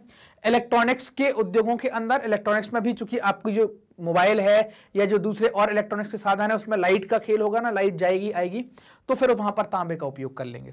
और रासायनिक उद्योगों में इसका पर्याप्त मात्रा में उपयोग किया जाता है। इन जगहों पर हम इनका उपयोग कर लेते हैं। अब इसकी जो प्रमुख खानें कौन कौन सी हैं, तो 3-4 इलाके आप देख लें कि इसके प्रमुख हैं। बालाघाट की खदान है जो मध्य प्रदेश में, इस पे इनका एकदम वर्चस्व है, 52% तक आप इनको देखेंगे। सिंहभूमि जिला झारखंड का और खेतड़ी राजस्थान का, यहां से तांबे का प्रमुख रूप में उत्पादन होता है। चलो देखते हैं। मध्य प्रदेश का जो बालाघाट वाला इलाका है, ये बालाघाट वाला इलाका है, यहां से आप देख पा रहे होंगे बालाघाट लिखा है, यहां से लगभग 52% मध्य प्रदेश से निकाल लेते हैं, और ये बालाघाट जो है वो तांबे के लिए पर्याप्त मात्रा में प्रसिद्ध है। फिर इनके बाद आता है सिंहभूमि जिला। तो सिंहभूमि जिला हमने कहां देखा हुआ था, कहां पर है सिंहभूमि जिला आपका, याद है कि नहीं है, झारखंड के अंदर। तो झारखंड कहां है, ये बिहार है और इसके नीचे झारखंड है, तो यहां पर आपका कहीं पर सिंहभूमि जिला आ जाएगा, ये गोवा के गोवा जो इलाका है यहाँ पर सिंह भूमि जिला आ जाएगा। फिर अगला है राजस्थान का खेतड़ी वाला इलाका, तो राजस्थान में कहीं खेतड़ी वाली जगह होगी जहां से हम क्या करते हैं, तांबे का उत्पादन करते हैं, तांबे को निकालते हैं या तांबे के भंडार आपको देखने को मिलते हैं। ठीक, यहां तक की बात कि 3 बड़ी खदानें कौन कौन सी हो गई ये हमने देख ली। अगला आता है बॉक्साइट। बॉक्साइट जो है ये क्या है, एल्यूमिनियम के अयस्कों के रूप में पाया जाता है ना। इसमें क्या है, अनेक अयस्क हैं, बॉक्साइट के कई प्रकार के अयस्क हैं जिनमें एल्यूमिनियम पाया जाता है। लेकिन जो एल्यूमिना किले है ना, ये याद रखना है, जो एल्यूमिना किले है इसमें सबसे अधिक मात्रा में बॉक्साइट ही प्राप्त होता है इससे। अब जो एल्यूमिनियम आता है, तो अब ये एल्यूमिनियम बनता कैसे है, तो हमें पता चला कि भाई ये एल्यूमिनियम जो है बॉक्साइट के निक्षेपों में एल्यूमिनियम सिलिकेटों से जो समृद्ध चट्टानें हैं या जो पत्थर हैं उनके विघटन से ये बनता है। तो इससे जो हम एल्यूमिनियम बना रहे हैं, तो एल्यूमिनियम का उपयोग क्या करते हैं, एल्यूमिनियम बहुत मजबूत होता है, हल्का होता है, ताप का सुचालक होता है और मतलब ये घातवर्य होता है, मतलब इसको क्या कहते हैं हम, लचीला होता है, ऐसा कहते हैं कि लचीला टाइप का आपको देखने को मिलता है। अब एल्यूमिनियम हल्का और मजबूत, मतलब हल्का है वजन में, मजबूती है लोहे के टक्कर की, तो इसका उपयोग आप देखेंगे कि हवाई जहाज बनाने में या और दूसरी मजबूत चीजें, आजकल एल्यूमिनियम का उपयोग कुकर बनाने में या बर्तन बनाने में भी हम करने लगे हैं। और एल्यूमिनियम का उपयोग विद्युत के अंदर भी हम क्या करते हैं, तार ले जाते हैं, अलग अलग प्रकार के तार, मतलब देखे होंगे ना आपने, आपके ऊपर से बड़ी बड़ी लाइनें निकलती हैं, तो उनमें भी हम एल्यूमिनियम के तार का उपयोग कर लेते हैं। क्योंकि कॉपर का तार बहुत महंगा पड़ेगा, तो उसके सब्सटेंट के रूप में या उसके एक ऑप्शन के रूप में हम किसका उपयोग कर लेते हैं, एल्यूमिनियम का। ये भी ताप का अच्छा सुचालक होता है। अब ये बॉक्साइट जो है वो पाया कहां कहां जाता है, तो बॉक्साइट ये मध्य प्रदेश की दोनों खदानें हैं, अमरकंटक और मैकाल, ये एमपी की दोनों खदानें हैं, एमपी के दोनों एरिया हैं, वहां से लेते हैं। फिर बिलासपुर कटनी, बिलासपुर छत्तीसगढ़ का एरिया हो जाएगा और कटनी मध्य प्रदेश का एरिया हो जाएगा। तो बिलासपुर कटनी से, और इनके अलावा उड़ीसा का एक कोरापुट जिला है, कोरापुट जिले की एक खदान है जिसको कहते हैं पंचापतमाली निक्षेप, यहां से हम क्या करते हैं, बॉक्साइट निकालते हैं। तो अमरकंटक वाला इलाका आप ये देखें, ये है अमरकंटक, ये है अमरकंटक। अमरकंटक की बात कह रहा है मैकाल पहाड़ी, तो यहीं पर आपको पहाड़ी मिलेगी, ये मैकाल पहाड़ी है ना, तो वहीं पर आपको ये पहाड़ी मिलेगी और अमरकंटक मिलेगा। फिर एक आ रहा है बिलासपुर और कटनी, तो ये कटनी इसके ऊपर आप देखें और ये नीचे बिलासपुर आप देखें, तो ये कटनी बिलासपुर वाला एरिया। फिर एक उड़ीसा का आ रहा है कोरापुट, कोरापुट में, तो ये उड़ीसा करके ये आ गई जगह, ये उड़ीसा, तो ये आ गया कोरापुट।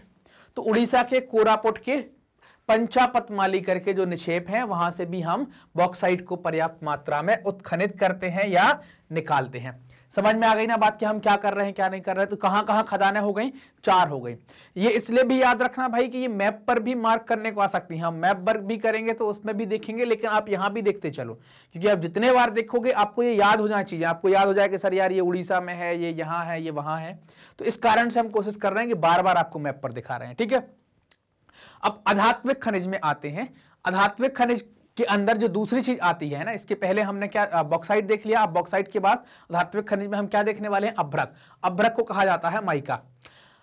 अब ये ऐसा खनिज है जो प्लेटों में या पत्रण क्या कहते हैं, पत्ते, इस फॉर्म में पाए जाते हैं और ये बहुत पतली होती हैं। मतलब अगर कुछ सेंटीमीटर जाएं, हम 50-60 सेंटीमीटर की बात करें तो ये पतली पतली सीटें कितनी हो जाएंगी, कुछ सेंटीमीटर में हजारों सीटें हो जाएंगी। तो ये हमें क्या होता है, सीटों के फॉर्म में या पत्रण के फॉर्म में, क्षैतिज परतों के रूप में, प्लेटों के रूप में प्राप्त होता है। इन्हें चादरों के रूप में हम विघटित कर लेते हैं और ये अभ्रक जो होता है वो पारदर्शी होगा, काले, हरे, किसी भी रंग का हो सकता है। अब आपने देखा होगा कि अभ्रक का उपयोग कहां करते हैं, तो आप ये फोटो देख पा रहे हैं ना, तो इनमें ये जो होती हैं ये अभ्रक की बनी होती हैं। लाइट के अंदर देखा ना, तार जब लगाते हैं तो इनका उपयोग करते हैं। क्यों इनका उपयोग करते हैं, इनके अपने गुण हैं। कैसे हैं ये, इनमें परावैद्युत शक्ति होती है, क्योंकि ये ऊर्जा को परावैद्युत का मतलब क्या होगा कि ये जो लाइट है, जो बिजली है, उसको फ्लो नहीं होने देंगे, उसका प्रतिरोध बहुत अच्छे से करते हैं ना। कुचालक होते हैं बहुत अच्छे, इस कारण से इनका उपयोग करते हैं। तो आप कहेंगे कि सर कुचालक होते हैं तो लकड़ी बांध देते हैं, इसको क्यों, लकड़ी बेटा गीली हो जाती है तो सुचालक हो जाती है है ना, ये गीली होने पर भी सुचालक नहीं होती है। और दूसरी चीज कि जब ज्यादा बड़ी लाइट, जैसे मान लो 11,000 वोल्ट की लाइट पर लकड़ी बांधी तो वो जल सकती है। ये क्या है कि ये हाई वोल्टेज पर भी अपनी प्रतिरोधकता रखती है, ये पिघलती नहीं है, गर्म मतलब ये गलती नहीं है, और हाई वोल्टेज पर भी क्या है, ये ऊर्जा को फ्लो नहीं होने देती, लाइट को फ्लो नहीं होने देती। ठीक, और यहां पर क्या होता है कि जब इससे हम लाइट कनेक्शन लेते हैं तो ऊर्जा का हास मतलब नुकसान भी कम होता है, बहुत ना के बराबर। तो इन गुणों के कारण इसका उपयोग हम इन सब चीजों में करते हैं। कई बार आपने जब आप आगे जाकर पढ़ेंगे तो कैपेसिटर, ट्रांजिस्टर, जो संधारित्र वगैरह आप पढ़ते हैं उनमें भी इनका उपयोग कर लेते हैं। क्लियर? तो इनके इन गुणों के कारण इसका उपयोग कहां कर लिया, इन सब जगहों पर, या विद्युत घराने के अंदर, विद्युत उद्योगों में, इलेक्ट्रॉनिक उद्योगों में इसका प्रयोग कर लेते हैं। ठीक, अब इसकी प्रमुख खदानें कौन कौन सी हैं अभ्रक की? तो अभ्रक की जो प्रमुख रूप से जो पाया जाता है वो छोटा नागपुर पठार के आसपास पाया जाता है। छोटा नागपुर का पठार आपको कहां मिलेगा? तो आप छोटा नागपुर का पठार यहां देखेंगे, झारखंड के अंदर आप देख पाएंगे। थोड़ा सा बिहार टच करेगा, झारखंड वाला इलाका जो होगा, यहां पर छोटा नागपुर का पठार होगा। तो अब बिहार झारखंड की एक बेल्ट है जिसको कहते हैं कोडरमा, गया, हजारीबाग, पेटी। हजारीबाग जो है वो छोटा नागपुर का ही एक हिस्सा है। ठीक, तो कोडरमा, गया और झारखंड। तो कोडरमा गया ये आ गया, हजारीबाग ये आ गया, और एक कोडरमा करके जगह आ जाएगी यहीं झारखंड में। ठीक, तो ये वाली बेल्ट हो जाएगी कोडरमा, गया, हजारीबाग। इस वाली बेल्ट के अंदर आप देखेंगे कि ये इनका उत्पादन हो जाता है।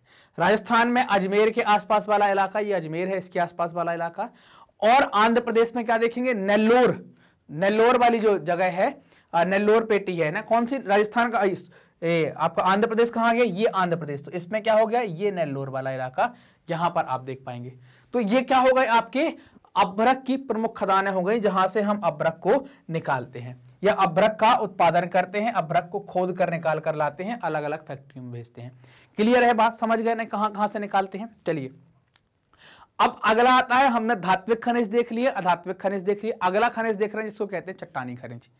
चट्टानी खनिज से हम मुख्य रूप से क्या निकालते हैं, चूना पत्थर। ये पत्थर के रूप में ही निकल कर आता है, मुख्य रूप से हम चूना पत्थर निकालते हैं। इसमें होता क्या है, चूने में अपन ने लास्ट टाइम बात करी थी कैल्शियम, ये कैल्शियम का अच्छा स्रोत होता है, कैल्शियम होगा, और ये कैल्शियम कार्बोनेट या मैग्नीशियम कार्बोनेट की चट्टानों से बना होता है।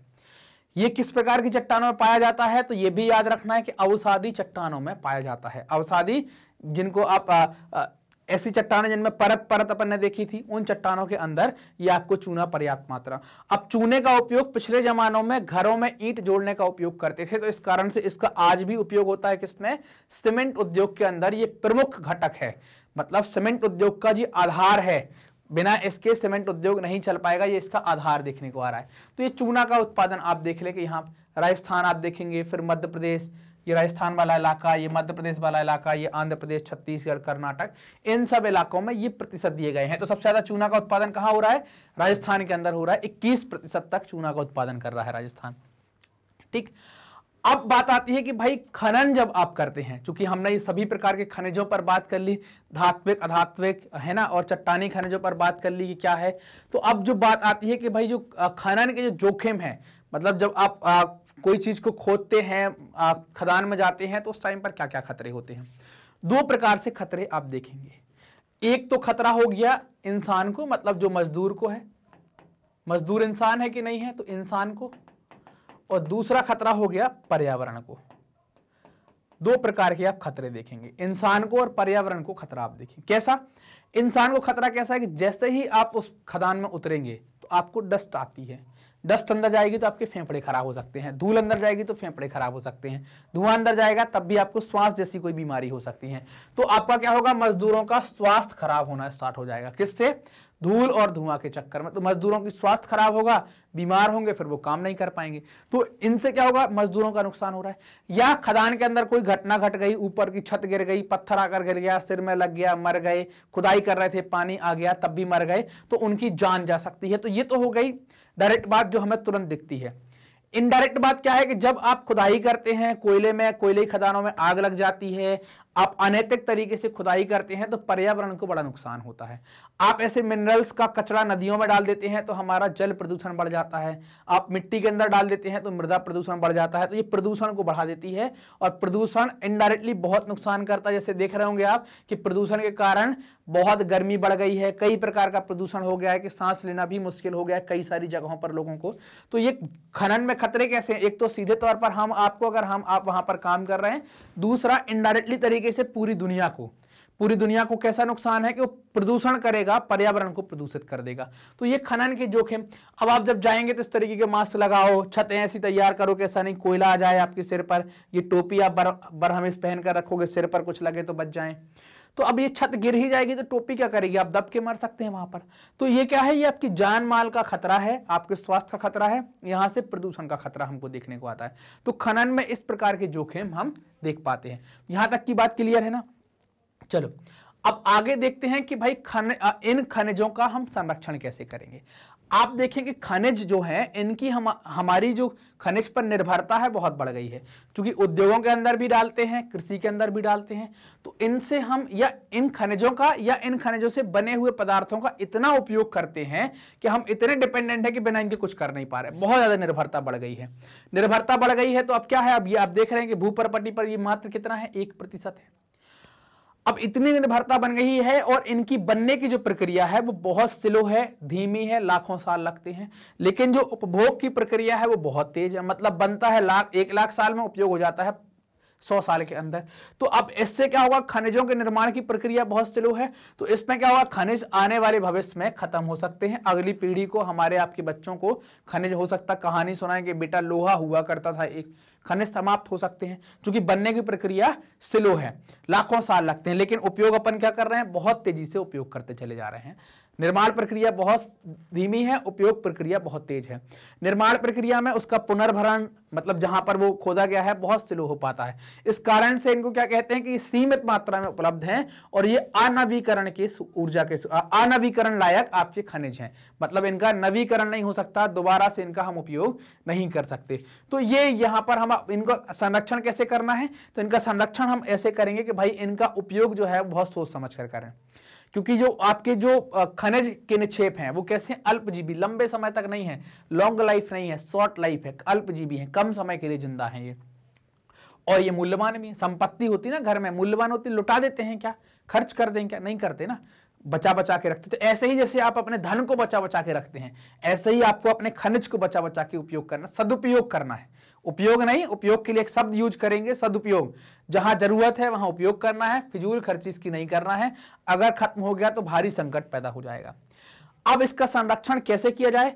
तो इसका हम सुनियोजित, मतलब वेल प्लान तरीके से उपयोग करें और सतत तरीके से उपयोग करें। सतत मतलब हम अपने लिए और अपने भविष्य को और उनके भविष्य को ध्यान में रखते हुए इसका उपयोग करें। तालमेल युक्त प्रयास करें, मतलब ऐसे कुछ तालमेल बनाएं जैसे कि हम निम्न कोटि का अयस्क ले लेते हैं और उसको अच्छी मशीनरी के अंदर डालकर उसकी क्वालिटी थोड़ी सी अच्छी कर लें, उसका उपयोग कर लें। हम धातुओं को रिसाइकिल करेंगे, जैसे पुराने जमाने में बर्तन होते थे उनको गलाकर हम दूसरे प्रकार की कुछ और धातुएं तैयार कर लें, रिसाइकिल करते रहें। और रद्दी धातु, रिसाइकिल में हम क्या करें? जो खराब धातुएं हैं, रद्दी धातुएं, इनका भी प्रयोग हम स्टार्ट करें। या जैसे सब्सटेंट के रूप में कुछ दिखावे की चीज होती है कई बार कि भाई ये पीतल का लोटा है, तो वो पीतल का लोटा दिखाने के लिए डिजाइन अच्छी बनवा लो, लेकिन पीतल उसमें रद्दी क्वालिटी का हो, तो इससे क्या होगा? आपको उसका यूज तो बहुत करना नहीं है, सिर्फ आपने दिखाने के लिए रखा है। तो ऐसी चीजों में क्या करें? आप रद्दी धातुओं का प्रयोग करें। तो इन सब चीजों से आप क्या कर सकते हैं? इनका संरक्षण कर सकते हैं। ठीक, तो ऐसे हम इनका संरक्षण कर पाएंगे। क्लियर है यहां तक की बात? चलो अब बात आती है ऊर्जा संसाधन की, कि ऊर्जा संसाधन क्या है। आपको दुनिया में कोई सा भी काम करना है, बिना ऊर्जा के नहीं होगा। ऊर्जा की बहुत आवश्यकता है। चलना है, गाड़ी चलाना है, हवाई जहाज उड़ाना है, कुछ भी करना है, आप कोई सा भी काम करते हैं तो ऊर्जा की आवश्यकता होती है। चाहे खाना पकाना हो, चाहे आपको लाइट चलाना हो, चाहे आपको ट्रेन या कोई सा भी यातायात का साधन चलाना हो, चाहे आपको उद्योगों के अंदर हो, सब जगह आपको ऊर्जा की पर्याप्त मात्रा में आवश्यकता है। बिना ऊर्जा के आप कुछ कर ही नहीं सकते। कर सकते हैं क्या? देखना, बिना ऊर्जा के एक दिन बोलना कि आज ना बोलेंगे, ना खाएंगे, ना कहीं चलेंगे, एक जगह पड़े रहेंगे। ऊर्जा तो लगती है, ऊर्जा तो चाहिए ही है। मतलब ऊर्जा तो आपको, मतलब आप चल रहे हैं तब भी लग रही है, खाना में भी बनाने में भी लगेगी, लाइट भी लगती ही है। ऊर्जा को आप अवॉइड नहीं कर सकते, ऊर्जा को आप छोड़ नहीं सकते। अब हम इस ऊर्जा का उत्पादन कैसे करते हैं? ऊर्जा तो वो भी है ना जो हम बोल रहे हैं, लेकिन जनरली हम किस प्रकार की ऊर्जा की बात कर रहे हैं? जो हम उद्योगों में, गाड़ी वाहन में, लाइट में, इन सब में उपयोग कर रहे हैं। तो ऐसी ऊर्जा का उत्पादन कैसे होता है? जीवाश्म ईंधन खनिजों से। और इन ईंधन खनिजों में क्या है? आपके जीवाश्म ईंधन है, जैसे कोयला, पेट्रोलियम, प्राकृतिक गैस, इनका उपयोग करके हम ऊर्जा का उत्पादन करते हैं। और ये सारी चीजें क्या हैं? आपकी सीमित मात्रा में है। इनको हम देखेंगे अभी, जब हम ऊर्जा के स्रोत पढ़ेंगे तो ये क्या है? आपके सीमित मात्रा में, परंपरागत ऊर्जा के स्रोत होंगे यहाँ पर। तो खनिज ईंधनों को जला जलाकर हम ऊर्जा प्राप्त करते हैं, चाहे आग जलाना हो, चाहे लाइट बनाना हो, चाहे ट्रेन चलाना हो, हम खनिज ईंधनों को जलाते हैं और उनसे फिर हम ऊर्जा प्राप्त करते हैं और अपने उद्योग और अपनी गाड़ियां चला पाते हैं। तो अब ऊर्जा संसाधनों को हमने किस तरीके से बांटा? तो दो तरीके से बांटा गया है। एक तो परंपरागत तरीका, मतलब जो कन्वेंशनल तरीका है उस तरीके से हमने बांटा है, और एक है आपका गैर परंपरागत तरीका जो कन्वेंशनल नहीं है, मतलब जिसका बहुत ज्यादा चलन में उपयोग नहीं था, धीरे धीरे हम बढ़ा रहे हैं, उसको हम कहेंगे गैर परंपरागत। ये नाम से ही समझने की कोशिश करें, परंपरा के हिसाब से चला रहा है वो परंपरागत। तो इसमें हम क्या देखेंगे? लकड़ी, उपले, कोयला, पेट्रोलियम, प्राकृतिक गैस, विद्युत, लाइट जो है वो आपकी जल और ताप दोनों से बनती है। तो ये परंपरागत ऊर्जा के साधनों में इनको रखा गया है। गैर परंपरागत में क्या रखा गया है? गैर परंपरागत के अंदर सौर ऊर्जा, पवन ऊर्जा, ज्वारीय ऊर्जा, भूतापीय ऊर्जा, बायोगैस और परमाणु ऊर्जा है ना। इनसे हम जो ऊर्जा उपयोग करेंगे तो उसको हमने गैर परंपरागत ऊर्जा के साधनों के अंदर या ऊर्जा के स्रोतों के अंदर रखा है। गैर परंपरागत क्यों? क्योंकि इनका आप रूटीन में उपयोग नहीं करते थे। अब हो जाता है उपयोग, लेकिन आप जानबूझकर उपयोग नहीं करते थे कि सौर ऊर्जा का आपने सोचा कि यार इसका ऐसा ऐसा उपयोग भी हो सकता है, कि आप नहीं करते थे। इनका उपयोग होता था आग जलाने में लकड़ी का, कोयले का, उपलों का, गाड़ी चलाने में पेट्रोलियम का, गैस का, और लाइट का भी बहुत सारी जगह आप उपयोग करते हैं। लाइट के बिना तो दुनिया ही नहीं है। तो इनको हमने परंपरागत और गैर परंपरागत तरीकों में इनको डिवाइड कर दिया है। चलो अब देखते हैं भाई कि हम परंपरागत जो ऊर्जा के स्रोत हैं, जो कन्वेंशनल सोर्स ऑफ एनर्जी है, उनमें देखें तो उनमें हमने देखा था कोयला वगैरह पे हम बात कर रहे थे। तो पहला ही है हमारा कोयला या कोल। कोयला जो है वो किस प्रकार का ईंधन है आपका? इसको कहते हैं जीवाश्म ईंधन, फॉसिल्स फ्यूल कहलाता है। जीवाश्म ईंधन के मतलब क्या है? जीवाश्म ईंधन का मतलब यह है कि जो जीवाश्म के द्वारा बना है। आपके पास दो प्रकार के फॉसिल्स फ्यूल खास तौर से होंगे, कोयला और पेट्रोलियम। कोयला जो है ये है तो लकड़ी का ही, लेकिन कोई पेड़ बहुत लंबे समय तक पृथ्वी में दबे रहे, कई लाखों साल तक, उनका जो कोयला तैयार हुआ उसको हम ये वाला कोयला, आप चूल्हे वाला कोयला मत ले आना कि ये वाला कोयला है। तो ये कोयला कौन सा हो गया? है लकड़ी ही। कोई पादप पदार्थ जब दबे रह जाते हैं, उनको कई लाखों साल बाद जब वो इस तरीके की संरचना में कन्वर्ट होते हैं जिसका उपयोग हम आग के लिए या ऊर्जा के लिए कर लेते हैं, तो उसका उपयोग क्या कहलाता है, या उसको नाम क्या दिया गया है? उसको हम कहते हैं कोयला, नाम देते हैं। अब जीवाश्म ईंधन, इसको समझ गए ना कि जीवाश्म ईंधन इसको नाम दिया गया है, और भारत में ये पर्याप्त मात्रा में पाया जाता है। इसकी मात्रा जो है बहुतायत है, मतलब बहुत ज्यादा मात्रा में इसका हम उत्पादन कर लेते हैं। उपयोग क्या करेंगे इसका? तो घरेलू में, मतलब हमें कभी ईंट का भट्टा लगाना है या कुछ और, या अलग अलग छोटी मोटी इंडस्ट्री में उनका उपयोग कर लेंगे। बड़े बड़े उद्योगों में ऊर्जा के लिए इसका उपयोग करते हैं, जैसे रेल उद्योग में पहले रेल कोयले से चलती थी। इसके अलावा ऊर्जा उत्पादन में जहां बिजली बनाते हैं, अलग अलग जो ताप उपक्रम है जहां से हम इलेक्ट्रिसिटी पैदा करते हैं, बिजली का उत्पादन करते हैं, वहां पर भी कोयले को जलाया जाता है। उससे भाप बनाई जाती है, पानी को उबालकर उस भाप से टरबाइन घुमाते हैं और उससे फिर हम आपको लाइट मिल पाती है। तभी हम और आप एक दूसरे को कैमरे और मोबाइल के थ्रू देख पा रहे हैं। इसके पीछे कोयला ही है। कोयला ना तो लाइट बनाता है इतनी ज्यादा मात्रा में, तो ये लाइट नहीं आ पाती, तो कैसे देख पाते? तो कोयला कहीं ना कहीं ये सारी चीजें भी डिसाइड करता है। ठीक, अब जो है कि इसका निर्माण कैसे हुआ, तो हमने देख लिया था कि निर्माण कैसे हुआ कि ये जो पादप पदार्थ हैं, मतलब जो पेड़ पौधे हैं, वो लाखों वर्षों तक दबे रहेंगे, तो इनका कंप्रेशन, संपीड़न होगा, इनके ऊपर दबाव पड़ेगा। जब ये कंप्रेस हो जाएंगे तो इनकी संरचना बदल जाएगी कुछ लाखों सालों बाद, और ये किस रूप में आ जाएंगे? कोयले के रूप में आ जाएंगे। कोयले को उनकी संरचना के आधार पर, उनके अंदर कार्बन की मात्रा के आधार पर, या वो किस तरीके से बने हैं, इस आधार पर इनको 4 भागों में बांटा गया है। ये बढ़ते हुए क्रम में, घटते हुए क्रम में है, सॉरी। सबसे अच्छा वाला ऊपर है और सबसे खराब वाला नीचे है। सबसे अच्छा जो है उसको कहते हैं एंथ्रेसाइट, उसके बाद जो आता है उसको कहते हैं बिटुमिनस, उसके बाद जो आता है उसको कहते हैं लिग्नाइट, और सबसे लास्ट वाले को कहते हैं पीट।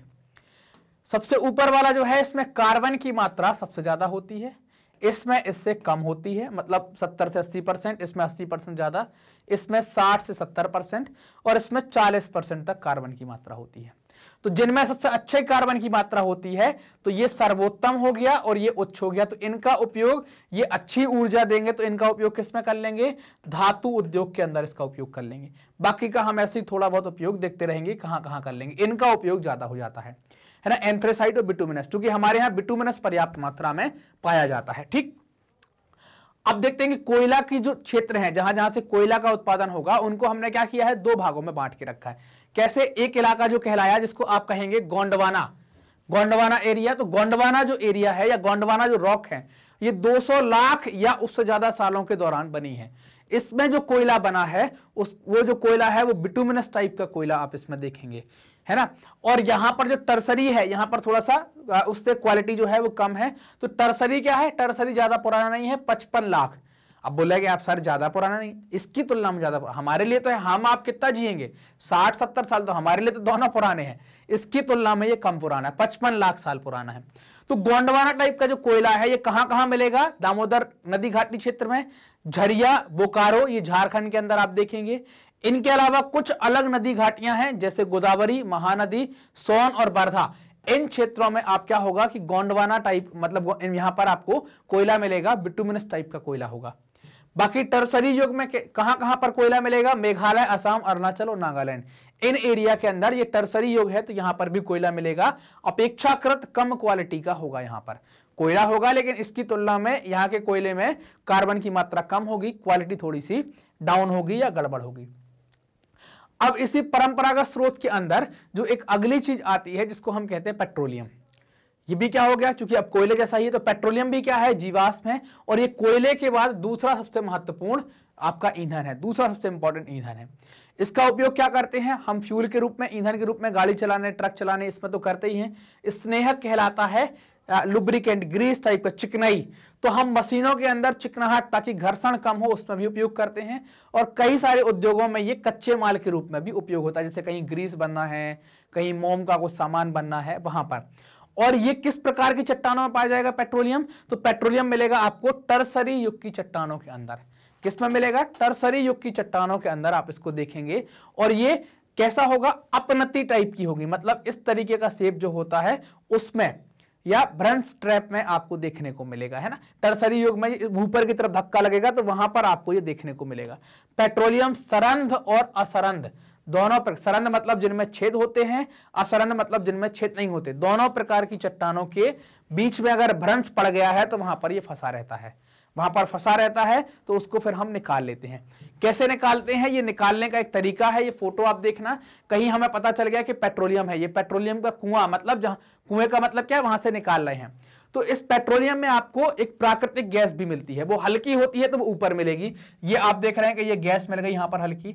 और आपको बाकी पेट्रोलियम मतलब आपको डीजल, पेट्रोल और जो आपको केरोसिन है वो यहां से मिल जाएगा, इस इलाके से आप देख पाते हैं। तो ऐसे इनको हम निकाल लेते हैं, अलग अलग तरीके होते हैं निकालने के, इनकी अलग अलग टेक्निक्स होती हैं, टेक्निक्स पर हम बात नहीं करेंगे। ये डायग्राम हमने क्यों डाला है कि सब सिर्फ ये बता पाए कि गैस हल्की होती है तो ऊपर मिल जाती है और बाकी का पेट्रोलियम भारी होता है तो वो नीचे रहता है।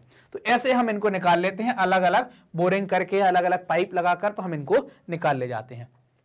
ठीक, अब ये कहां कहां पाए जाते हैं, फेमस एरिया कहां कहां के हैं, तो आप देखें ये कहां पाए जाते हैं, बॉम्बे हाई बहुत फेमस है, यहां से पर्याप्त मात्रा में हम निकालते हैं। गुजरात का अलंकेश्वर, गुजरात का ये अलंकेश्वर एक इलाका है, वहां से हम निकालते हैं। ठीक, और फिर असम का डिगबोई क्षेत्र, नाहरकटिया क्षेत्र, इनसे भी हम इनको निकाल पाते हैं ना। ये अलंकेश्वर है, ये कंक हो गया, टाइपिंग मिस्टेक हो गई, अलंकेश्वर है। ठीक है, अलंकेश्वर एरिया में आप इसको देख पाएंगे। ठीक है, तो असम के अंदर कहां हो गया, डिगबोई, नाहरकटिया और मोरन हुगरीजन, इन इलाकों में आप इनको देख पाए। तो आप ये देखो बॉम्बे हाई वाला इलाका कहां है, ये बॉम्बे हाई, पास में बसीन भी है, ये भी पेट्रोलियम के लिए फेमस है, ये बहुत फेमस है पेट्रोलियम के लिए, बहुत पर्याप्त मात्रा में निकालते हैं। इनके बाद गुजरात का जो अलंकेश्वर है, ये गुजरात का अलंकेश्वर है, गुजरात से यहां से अलंकेश्वर से हम निकालते हैं पेट्रोल पर्याप्त मात्रा में। इनके बाद असम में डिगबोई, तो ये डिगबोई है, ये नाहरकटिया है और ये मोरान है। इन इलाकों से भी पर्याप्त मात्रा में निकालते हैं। तो अब जो आपका बॉम्बे हाई है वो बड़ा है, मतलब वहां से हम उत्पादन ज्यादा करते हैं, और जो आपका असम का डिगबोई या असम के जो क्षेत्र हैं, असम के क्षेत्र पुराने क्षेत्र हैं। भारत में सबसे पहले मतलब पेट्रोलियम का जो पता लगाया गया या पेट्रोलियम के बारे में जो खोज की गई, तो वो कुआं पहला कहां खोदा गया था? असम के अंदर खोदा गया था। ठीक, अब इसमें आपके परंपरागत स्रोत में एक अगली ईंधन आता है या अगला ऊर्जा का स्रोत आता है जिसको कहते हैं प्राकृतिक गैस। ये हम बात देख चुके हैं कि भाई प्राकृतिक गैस निकलेगी कहां, तो हमने देखी प्राकृतिक गैस जहां से पेट्रोलियम निकालते हैं उसमें सबसे ऊपर निकलती है। कुछ कुछ जगहों पर ये पेट्रोलियम के साथ और कुछ कुछ जगहों पर पेट्रोलियम के बिना भी पाई जाती है, और ये महत्वपूर्ण स्वच्छ ऊर्जा का संसाधन है। अब ये स्वच्छ क्यों कह रहे हैं इसको? स्वच्छ कहने के पीछे कारण है, स्वच्छ कहने के पीछे कारण क्या? क्योंकि इससे प्रदूषण नहीं होगा, पॉल्यूशन आपको नहीं देखने को मिलेगा, तो इस कारण से इसको स्वच्छ ऊर्जा का संसाधन कहा जा रहा है। ठीक, इसमें कार्बन डाइऑक्साइड की मात्रा कम होती है, मतलब कम उत्सर्जित होती है जब हम जलाते हैं, तो इसको हम क्या कह रहे हैं? स्वच्छ। और इसी कारण से इसको इस सदी का ईंधन या इस शताब्दी, शताब्दी और सदी एक ही बात है, इस शताब्दी का ईंधन या सदी का ईंधन इसको कहा गया है। जब इसमें कार्बन डाइऑक्साइड नहीं होगा, ये साफ सुथरा है, तो इसको क्या हुआ? पर्यावरण के हिसाब से भी माना गया, पर्यावरण के अनुकूल भी इसको माना गया। तो अब इस गैस का उपयोग हम दो प्रकार से करते हैं, ऊर्जा के साधन के रूप में, मतलब कई सारे उद्योगों में और गाड़ियों में, है ना। कहां कहां पर कर लेते हैं? उद्योगों में और गाड़ियों में। गाड़ियां चलाने में सीएनजी से चलाते हैं ना, और खाना बनाते हैं। प्राकृतिक गैस आपको दो प्रकार से मिलेगी, सीएनजी और एलपीजी, और इसके अलावा पेट्रो जो रसायन उद्योग है जहां पर हम उर्वरक और ये कीटनाशक वगैरह बनाते हैं, उन सारी जगहों पर भी हम इसका उपयोग कर लेते हैं। क्लियर है ये बात? चलिए अगला देखें यहां पर कि अब ये जो गैस के हैं, गैस के प्रमुख क्षेत्र कहां कहां है, प्राकृतिक गैस कहां कहां पाई जाती है। तो सबसे बड़ा एरिया जो आप देखेंगे वो कहां है? आपका कृष्णा गोदावरी नदी बेसिन है। इनके अलावा बॉम्बे हाई जो कि अपन ने देखा हुआ था, और अंडमान निकोबार द्वीप समूह, इन क्षेत्रों में प्राकृतिक गैस पर्याप्त मात्रा में पाई जाती है। कृष्णा गोदावरी नदी रीजन आपको कहां मिलेगा देखने को? कृष्णा गोदावरी रीजन मिलेगा आपको ये एरिया में देखने को। तो इस एरिया में पर्याप्त मात्रा में गैस के भंडार पाए गए हैं, विशालतम भंडार पाए गए हैं। इनके अलावा बॉम्बे हाई, तो बॉम्बे हाई में पेट्रोल निकाल ही रहे थे, पेट्रोल के ऊपर हमें गैस मिल जाती है।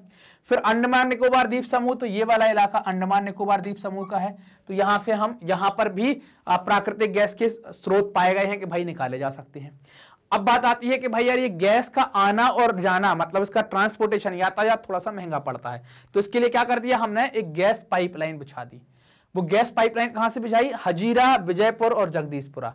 अब हजीरा मतलब ये जगह आ गई, ये आ गई हजीरा, ये आ गई हजीरा, यहां पर ये आ गई हजीरा। तो बसीन और बॉम्बे हाई की जो गैस है वो हजीरा पर ले जाएंगे और यहां पाइप से चढ़ा देंगे।